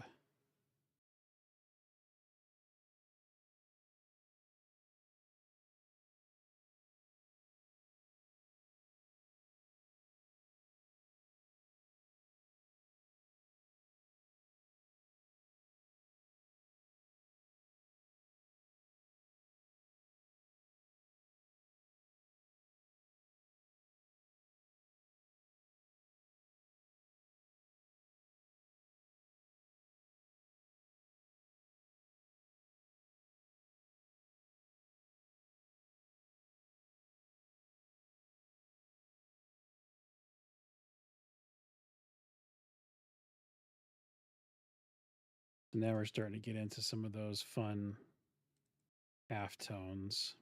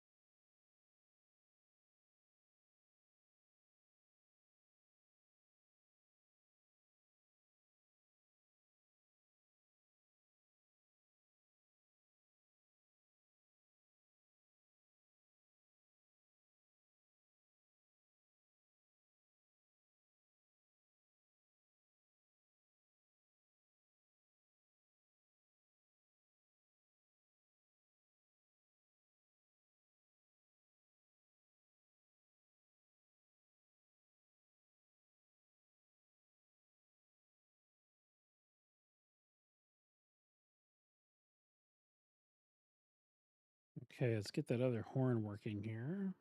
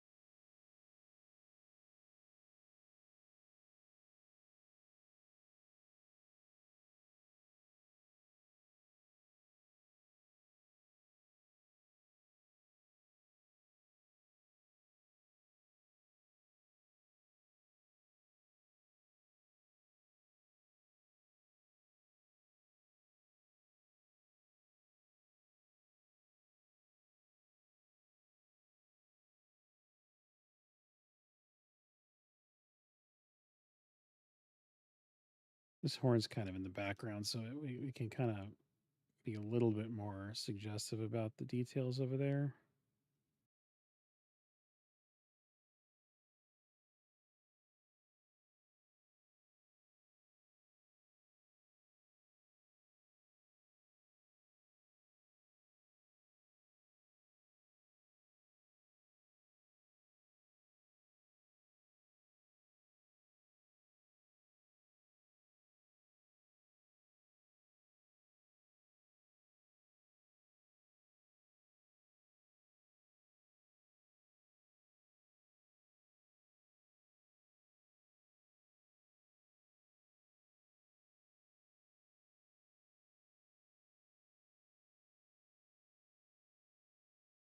But like, I kind of like to spend a good amount of time on this phase because it always makes the next passes really, really fun and rewarding because you're like,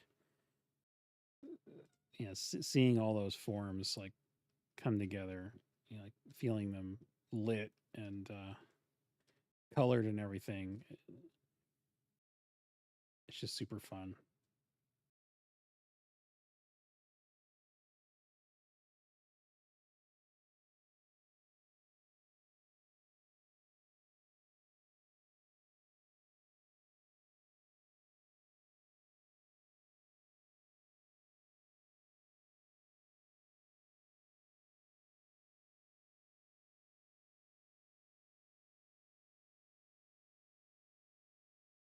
Yeah, the icing, man, I know, right? Like it's all in anticipation of those final moments. When you like add the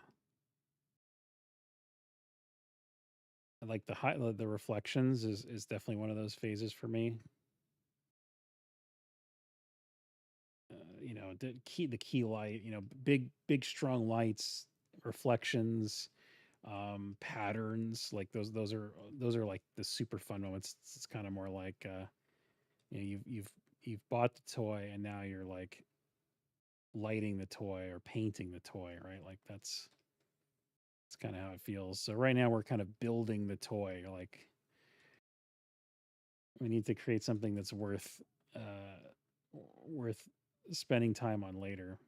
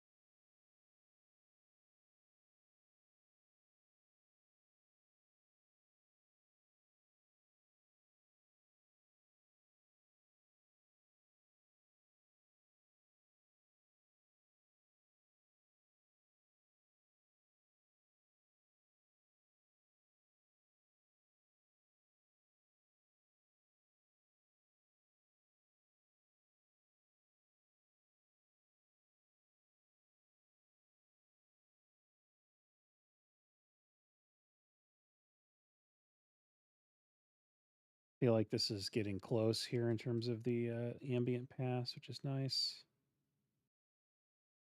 I think I want an extra striation on the horns here.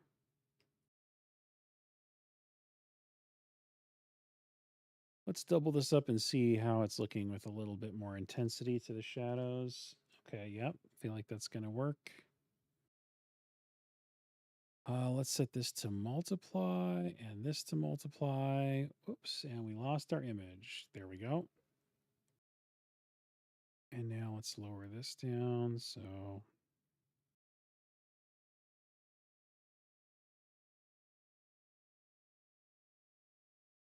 I'm gonna do the full process on this head. I'm gonna take this one all the way to finished, and then we'll move on to the next one.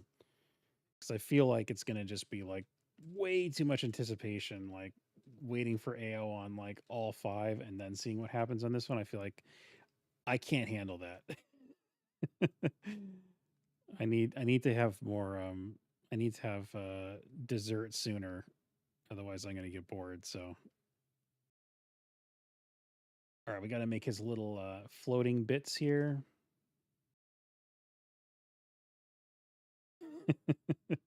Exactly. Yeah, let's do this.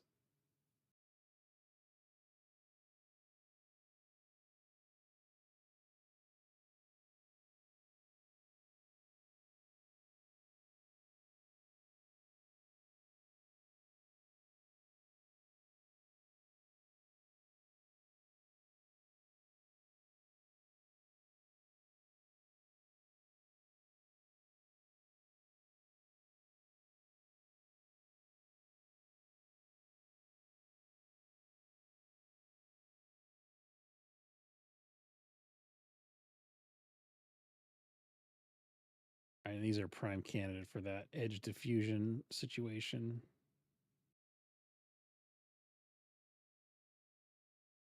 Okay, get that in there like that. Maybe I'll give this a little thickness.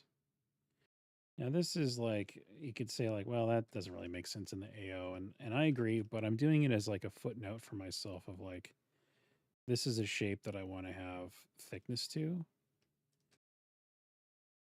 And if I get to further in the stage and I feel like, yeah, you know what, that face wants to be lit and not in shadow, I can always come into the AO and I can tweak it. So it's not a big deal.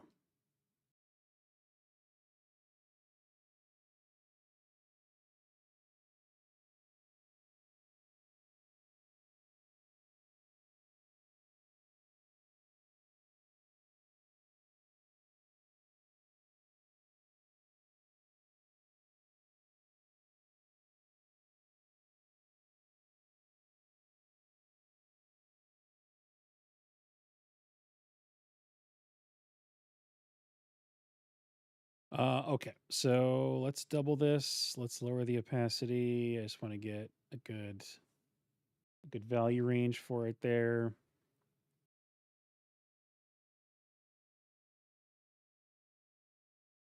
Now we go here and we do a flats layer.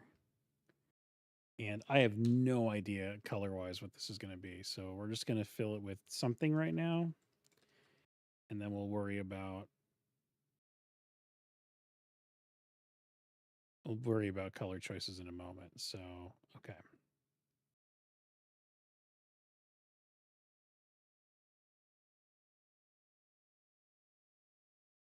Oops.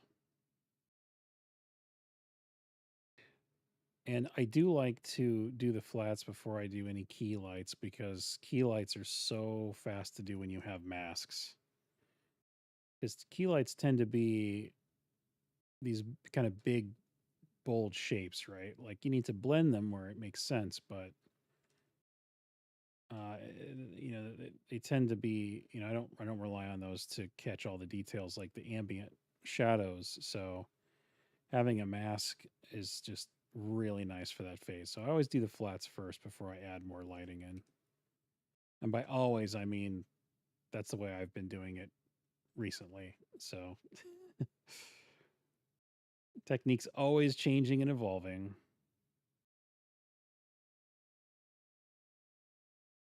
But this is another way where, like, if you feel like your ambient shadow edge has got a little bit loose, a little bit blurry, you can use your flats to,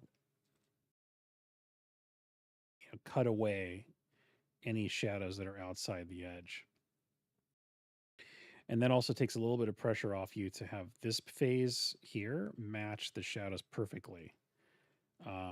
Just have a overall strategy of whether you're going to favor the inside or the outside, but I think it's better to favor the inside so that way you're cutting away excess shadows versus feeling like your shadows don't go to the edge. So basically the rule here is have your flat live just a little inside your shadow shape, and then you select inverse and cut away everything outside of that, and then those two will match perfectly and it won't really look like you did your flats after your shadows.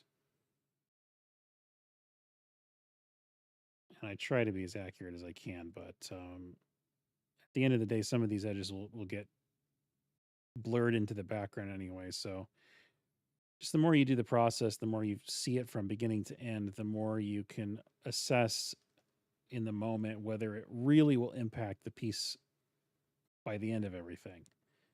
And sometimes it's surprising how little some of these things really do matter.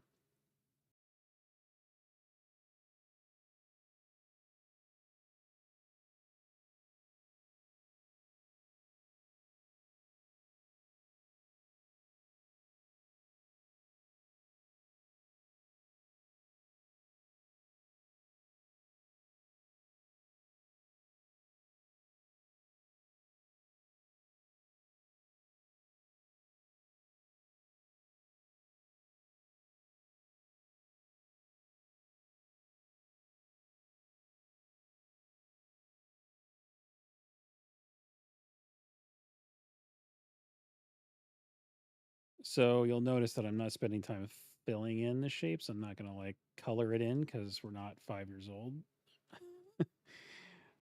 Sometimes when I'm feeling like I just need some therapy, art therapy, I might just color it in, but it's a waste of time. So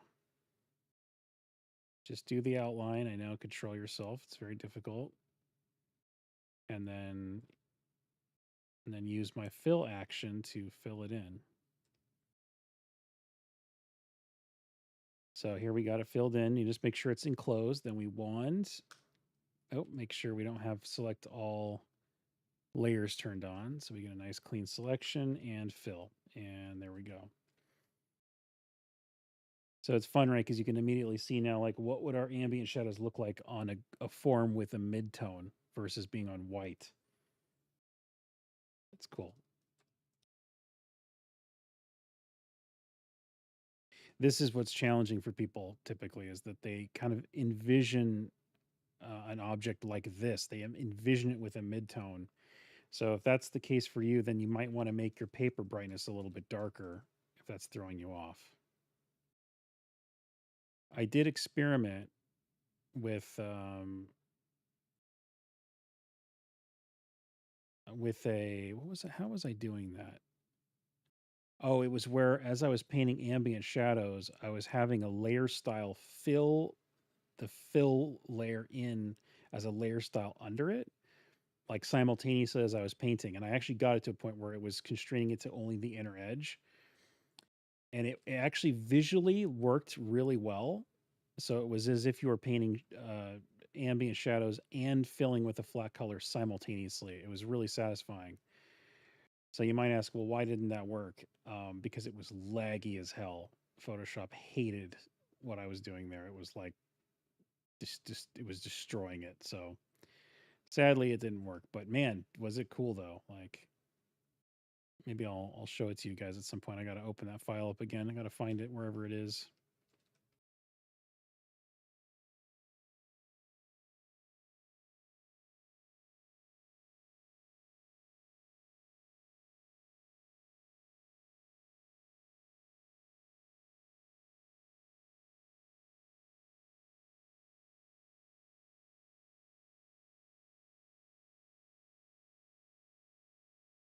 The only thing about this fill is that sometimes if there's a really skinny area, it will not catch that. Another trick you can do that sometimes works is you can turn sample all layers on, and with the wand, you can, with the right tolerance number, let's see if we can get it right here. Let's try 10. Nope. 30. This is why I tend to not do this because it tends to be really fussy. Yeah, it's not going to work. Sometimes you can actually get it to grab the entire shadow shape so you can just fill it in, but does not work as well as I'd like. So it's usually faster to just paint the edge. I'd be curious to see. I know that Clip Studio Paint has some intelligent fill options. I'd be curious to see how it would do trying to fill in these sort of uh, ambiently lit shapes. Because this is not line art, right? This is like a weird tonal thing going on. And I know it's I think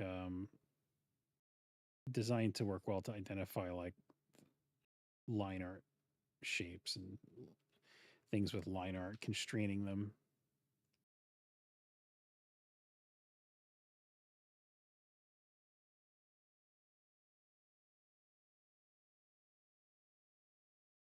You know, talk about like, oh, what can AI do that wouldn't be like, ripping off artists and destroying creative jobs? Why don't you make it so that it can like detect this shadow shape for me and select it for me, right? Like, you want to talk about AI as a tool? That's an AI tool, right? That's empowering me. That's not, you know, jacking people's stuff and pretending like it's creating art. So that's just one example. But if any of those guys would like to talk to me, I could give you like 100 ideas that would be tools versus the current, scam cash grab that they're trying to pass off as creative technology.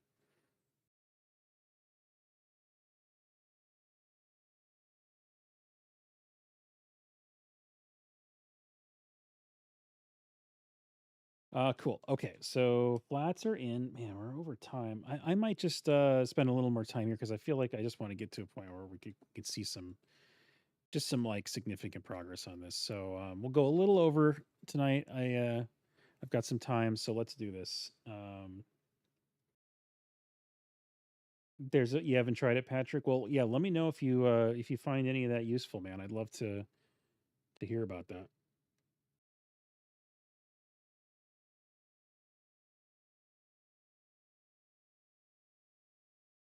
So what can we do at this point? Well, we could define the color flats better. Obviously, this is just basically a mask for the whole character. We haven't defined different materials. We could paint some reflections, which again I think is a little problematic before you know what every piece is made of. So that's probably not the right choice. We could put in a key light now that we have the shape masked. So that could be interesting. Um,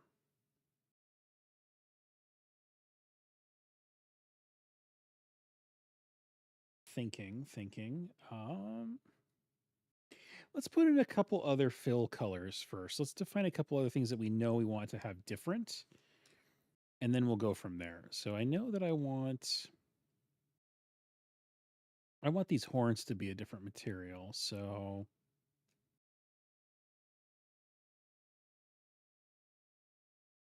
I'm gonna set this up with a mask so I don't have to stay in the lines. Fill this in. And I guess this is going to go right in here to this edge. We'll have to determine if we want other areas to have this bony material going on.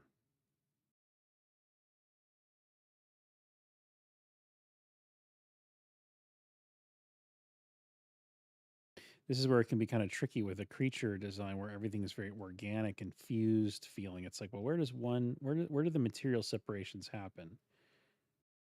And but you can kind of like, you know, check to see how your values are reading, your local values, see if you're drawing the eye to the right places. how are you dividing the form? Like how are the ratios of the design feeling based on your local value choices? Because obviously we could really change the feel of it based on these ratios we're creating. Yeah, just again to kind of highlight how every step of the process is going to have choices that feel obvious and choices that feel very, very obscure and challenging. So just start with the ones that you know, and then when you see them, hopefully it'll give you an idea of where to go next. Like, I know I want these horns to be different, I want these big teeth, and I guess the little teeth to be the same thing. So let's just pop that in and reevaluate.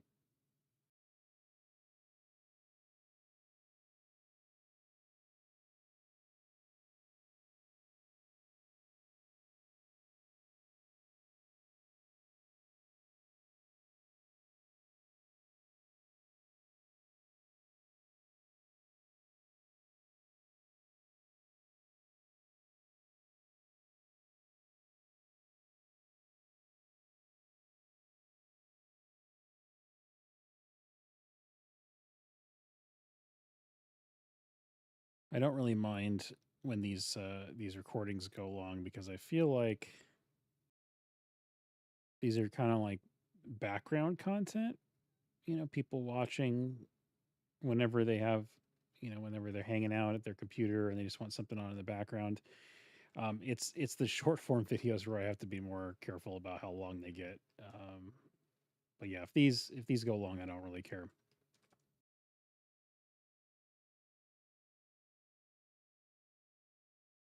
Yeah, yeah. No, that's awesome, man. I mean, that's exactly how I always intend this stuff to be. Is like just I'm just hanging out with you while we're doing creative stuff together, and I think that's because that's how I am, right? Like if I'm doing creative stuff, I have something on in the background. If it's somebody making some art or a cool movie, or just to kind of keep your brain stimulated.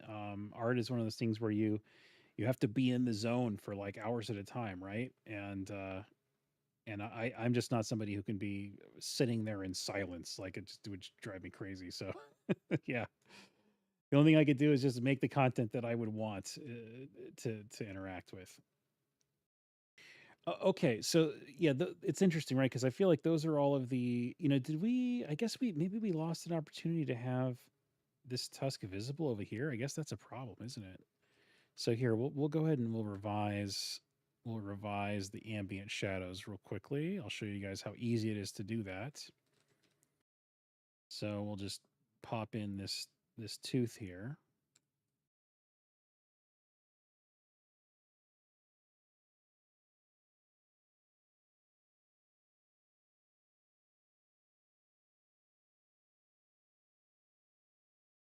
All right, and we'll just double that up again, lower the opacity, and turn on the flats, and then we'll just modify this flat right here. Ooh, we need to modify our mask too. There we go.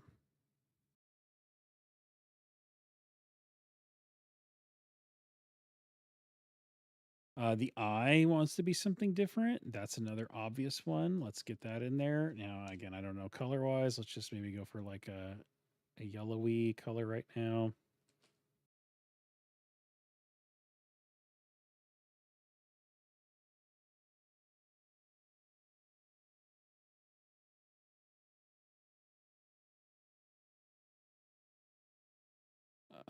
But yeah, like these choices we're making, this is just as much part of the design process as like drawing the shape or creating the forms. Like this is equally important. I kind of want to change the color of the character though. I think red is making more sense for this guy. I'm getting a very red vibe from this. Go with something like that. And maybe these top plates here, these weird floating things, these can be horn-like as well. So let's do that. Am I still on the right color? I am not. I need to grab this color here. And there's that. Now, Arethus is kind of organic, so I want some of this stuff to feel horn-like, but I want it to kind of blend into more kind of a fleshy areas. So I think what we want to do is we want to take the color of this horn and we want to start to kind of blend it in from these edges here. And I don't know how far we're going to go with that, but I think that's a good starting point at least. It's a good theory.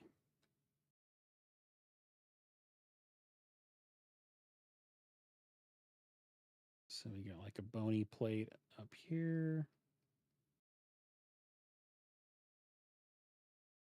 And then it gets kind of fleshy in these cracks here.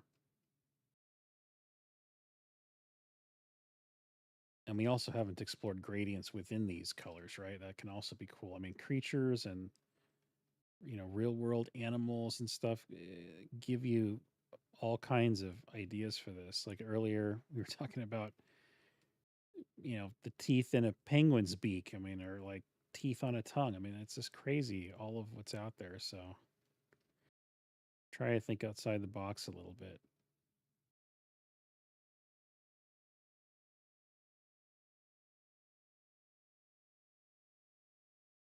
And I guess, the sort of look of this guy and some of the techniques we're using here might be helpful to you if you're working on something like a dragon. It's definitely, some scaly vibes going on here. And these are definitely techniques that I would use for doing a dragon design as well. Maybe in the future I can do a dragon on the channel if you guys like. Do you guys like dragons? We can do that too. All right, what else can be this sort of like gray color? Probably go gray on the ends of this. On here. This is not dissimilar to poly painting. You guys have poly painted before, right? Definitely some poly paint vibes going on.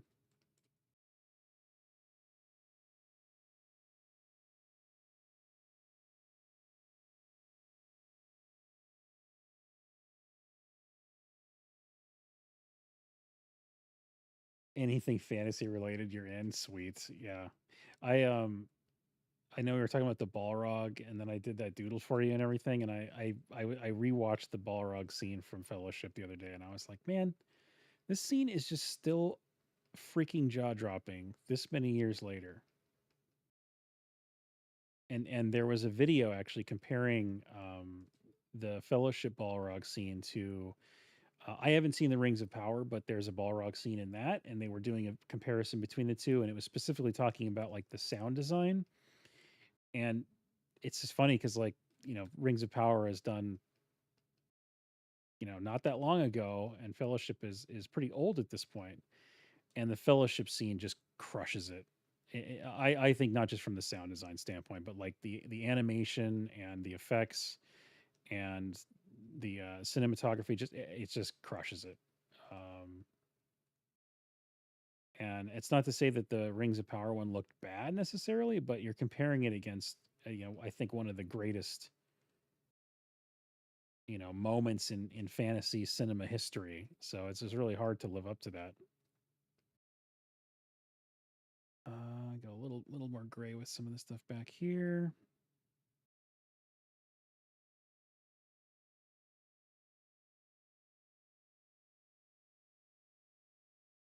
Let's go gray with these back here. I think that makes sense. Okay, so we got this kind of like counter shading sort of thing going on where we've got like darker edges and kind of a lighter interior that also getting inspired by real life, right? I think that's awesome. Now, following that sort of logic, we can I'm going to merge these two together so that all the grays now together. And I'm going to create a new layer that is now linked to those grays. So linked to these grays. And we'll go in with a darker gray. Well, we'll just use black. I can pull back on it. And we're going to go for darkening just the edges. Just the edges of these things. Kind of helping feel that gradient. Go for the edge here and here. A little bit back here. A little bit on the edge. end of the tooth here. Oh, we got to be careful about this one.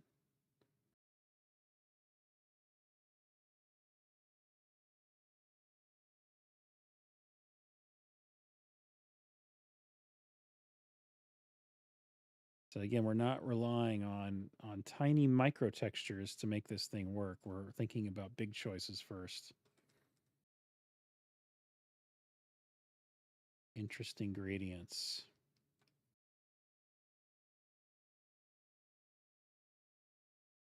I think we're going to end up rendering these top things as like metal, basically. So I'll leave those the same color, so that way they're they're matching the palette. But I'm going to cut these and paste them into their own layer, so that way we can tweak that if we need to. But those will be different. Those will be kind of metallic looking. These might get a little bit of shine to them, but I imagine they're going to feel a little bit more bony. Now, I do want to try and get a little bit more of that back here. Okay, cool. And now following that same logic of like kind of dark on the outside and then kind of fleshier on the inside, it's still going to feel kind of hard plated and scaly, but we're trying to get a little bit of that feel. I want to go a little lighter with some of the interior sections in here. So now we'll go underneath that. And I'm going to go with whites, and that may tweak later, but just so I can see what I'm doing.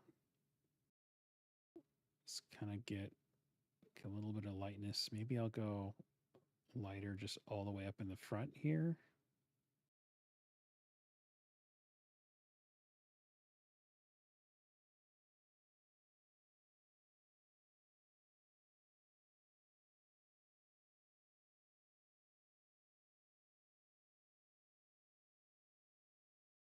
I think I want maybe white around the eye here.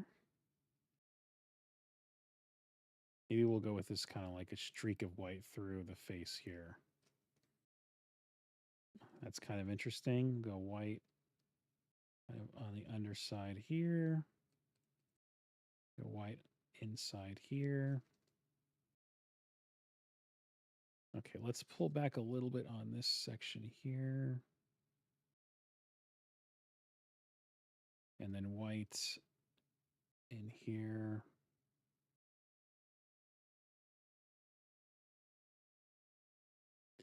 What if we just go all white there? Yeah, that's kind of cool. I think I want the nose to be that way as well.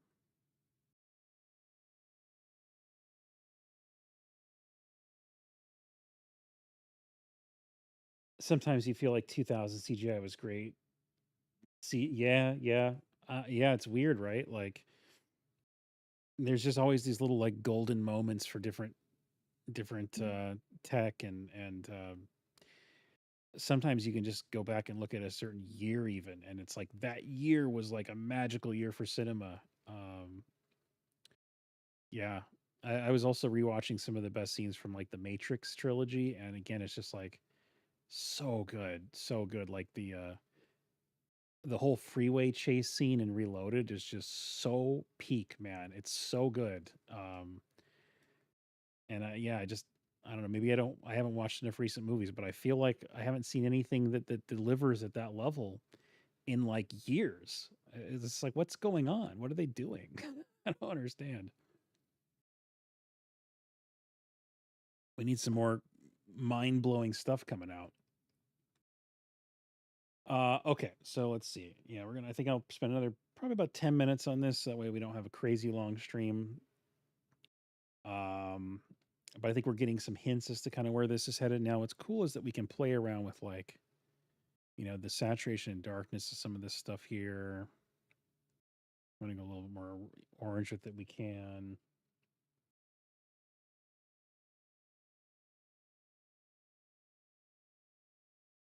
So something like that I think could be kind of interesting. Yeah, maybe we should put in a key light.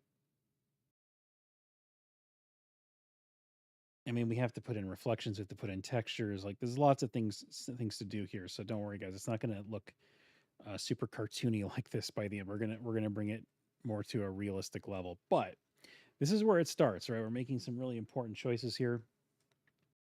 So let's end this. Let's end the stream with a nice key light on this guy, so I think we can get a sense of those forms even better. And I'm just going to do top down lighting on all these. Like it's just a nice, easy way to showcase the shapes, not getting too complicated with it. So yeah, with that, let's see. Where is my shadow layers? They're here. So let's organize our layers a little bit. I'm getting a little sloppy here, which tends to happen when I'm doing art on a stream. The layers get a little crazy.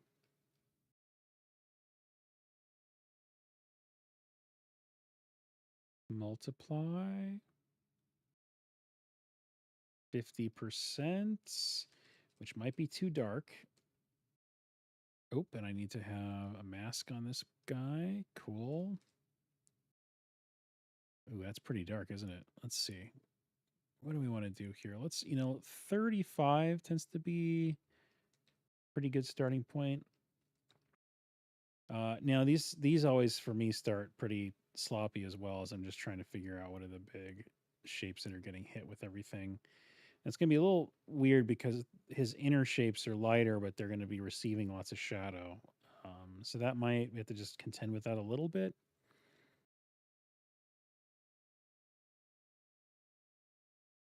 Let's see, erase. Top down lighting. Let's see. We get some cast shadow down here like that. Ooh, let's actually let's go a little darker with this. There we go. Ooh, that's nice. You guys are just waiting for me to put this chin shadow in, right? This is where it's all at, is right in here. Oh yeah. Mm. We were talking about those moments earlier that are just like the dessert moments. While putting in a giant cast shadow off the neck is like one of those moments.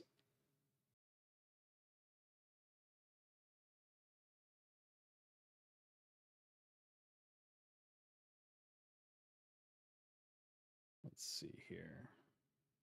Put this in.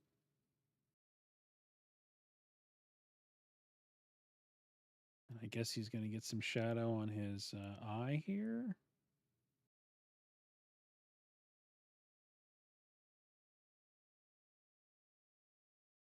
Thanks, Pat. Yeah, it's funny how much a key light can do to the forums, right?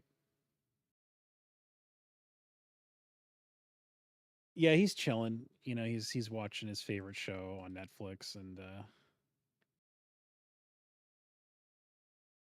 but don't piss him off though. You don't want to see him when he's mad. I'm going to see what your comment was. You said they used to be more careful with CGI. It was more expensive, so they did a lot more practical and planned it ahead more.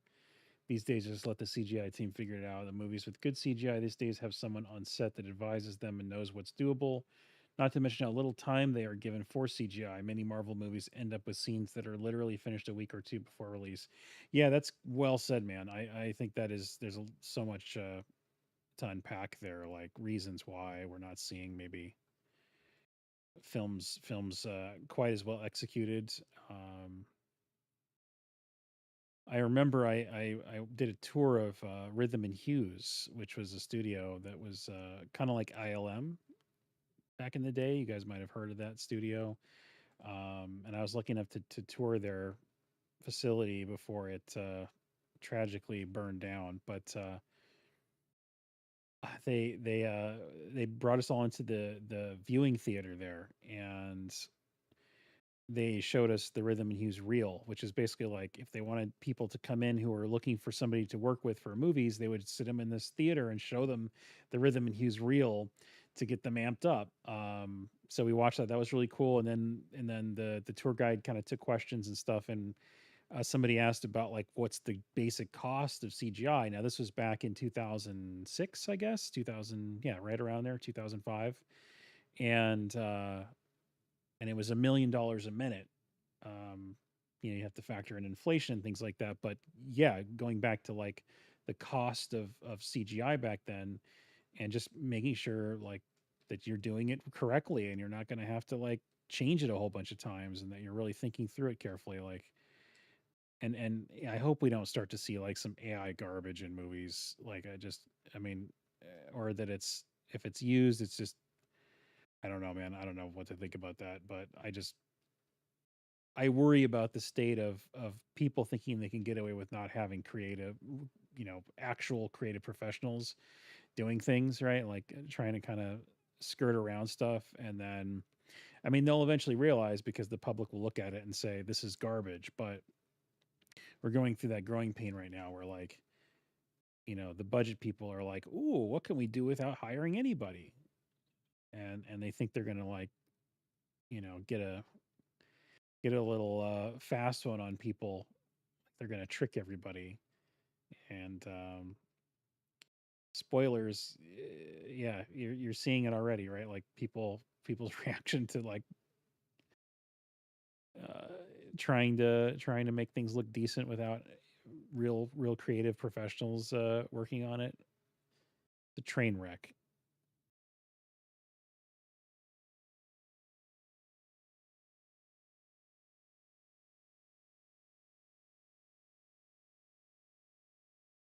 Yeah, let's see. I get probably need to get some shadow. I'm thinking this is like kind of a shape that's beveled down the middle.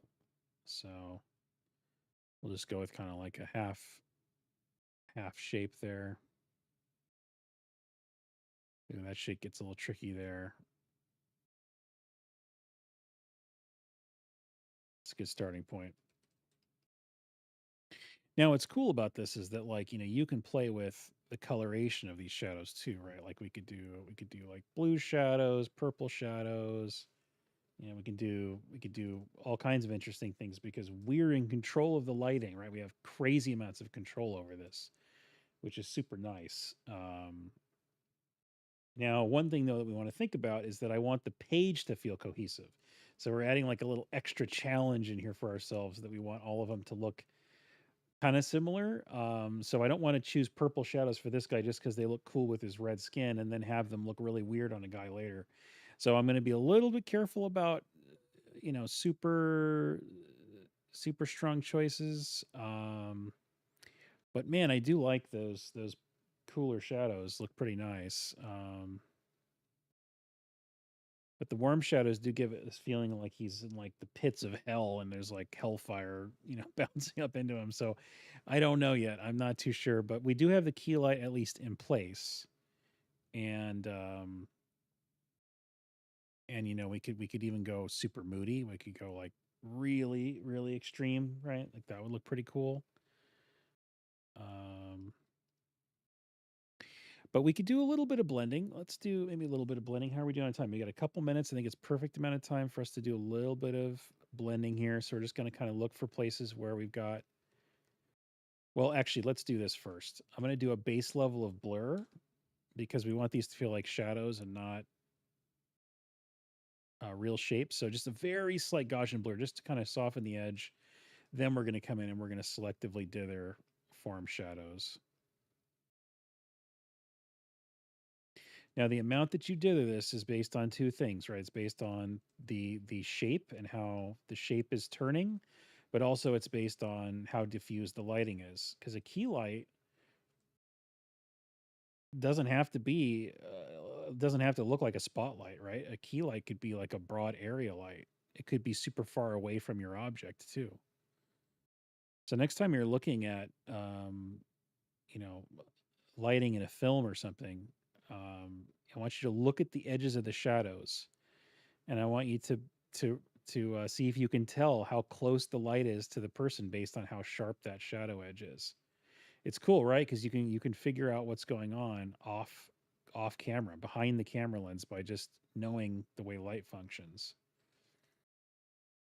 And that's like, cinematographers need to know this stuff, right? Like they watch a movie and they see this information and they digest it and then they know, okay, I'm going to go do a scene like that. I remember that scene from that movie I saw was just how I wanted it and I know what kind of lights I need to use to get that same look.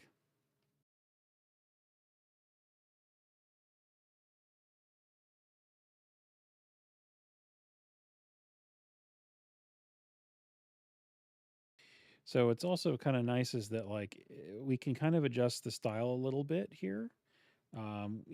Shape design, we're kind of locked in on shape design. So if the shapes are what's dictating a lot of the style, then we're a little limited at this point. But if the materials and the lighting and things like that are a huge part of the style factor, we have a lot of control. Like, here at this point, this would fit something more like a stylized product, like a Blizzard product, right? Or like a Riot game or something. I do other things to it to get it to fit even better, but um, these kind of graphic shadows and there's not really any kind of micro textures, right? That would kind of fit that vibe. But if we wanted to go to more of like a realistic route, let's say we wanted it to go into something like Diablo, then we need a lot more material realism. We need a lot more micro texture. We need a lot more sort of asymmetrical grunge and detail and randomness. Um, so yeah, those are things though that are cool because you can kind of adjust that at this stage. You can kind of make some choices about rendering style. But we're going to go the more gritty, realistic route because I just think it's fun. And one of the things that's going to be tricky is that I want to do a rim light, but it's a very light background. So we're going to ultimately have to darken this. We're going to have to go. We're going to have to darker with the background here. I'm not going to do that yet. But that does kind of actually, it's kind of fun to see it though darker like that, right? If you go super dark like that, it's funny how you see the forms in a totally different way, which is again just something to think about when you're designing something, right? Like, do you want the envelope to be really loud, or do you want the lit shapes to be really loud? And that can help you decide the value of the background. And then the color of the background will bring out different aspects of the character. If we could put a red background behind this guy, then the red colors of the character will come out. A green color in the background will help the green tones come out. Those are interesting things. So yeah, I think we'll leave it there. We got through drawing all the detailed versions of all 5 heads. We got a really good stab at this first head here. We've got a lot of big decisions already made on this.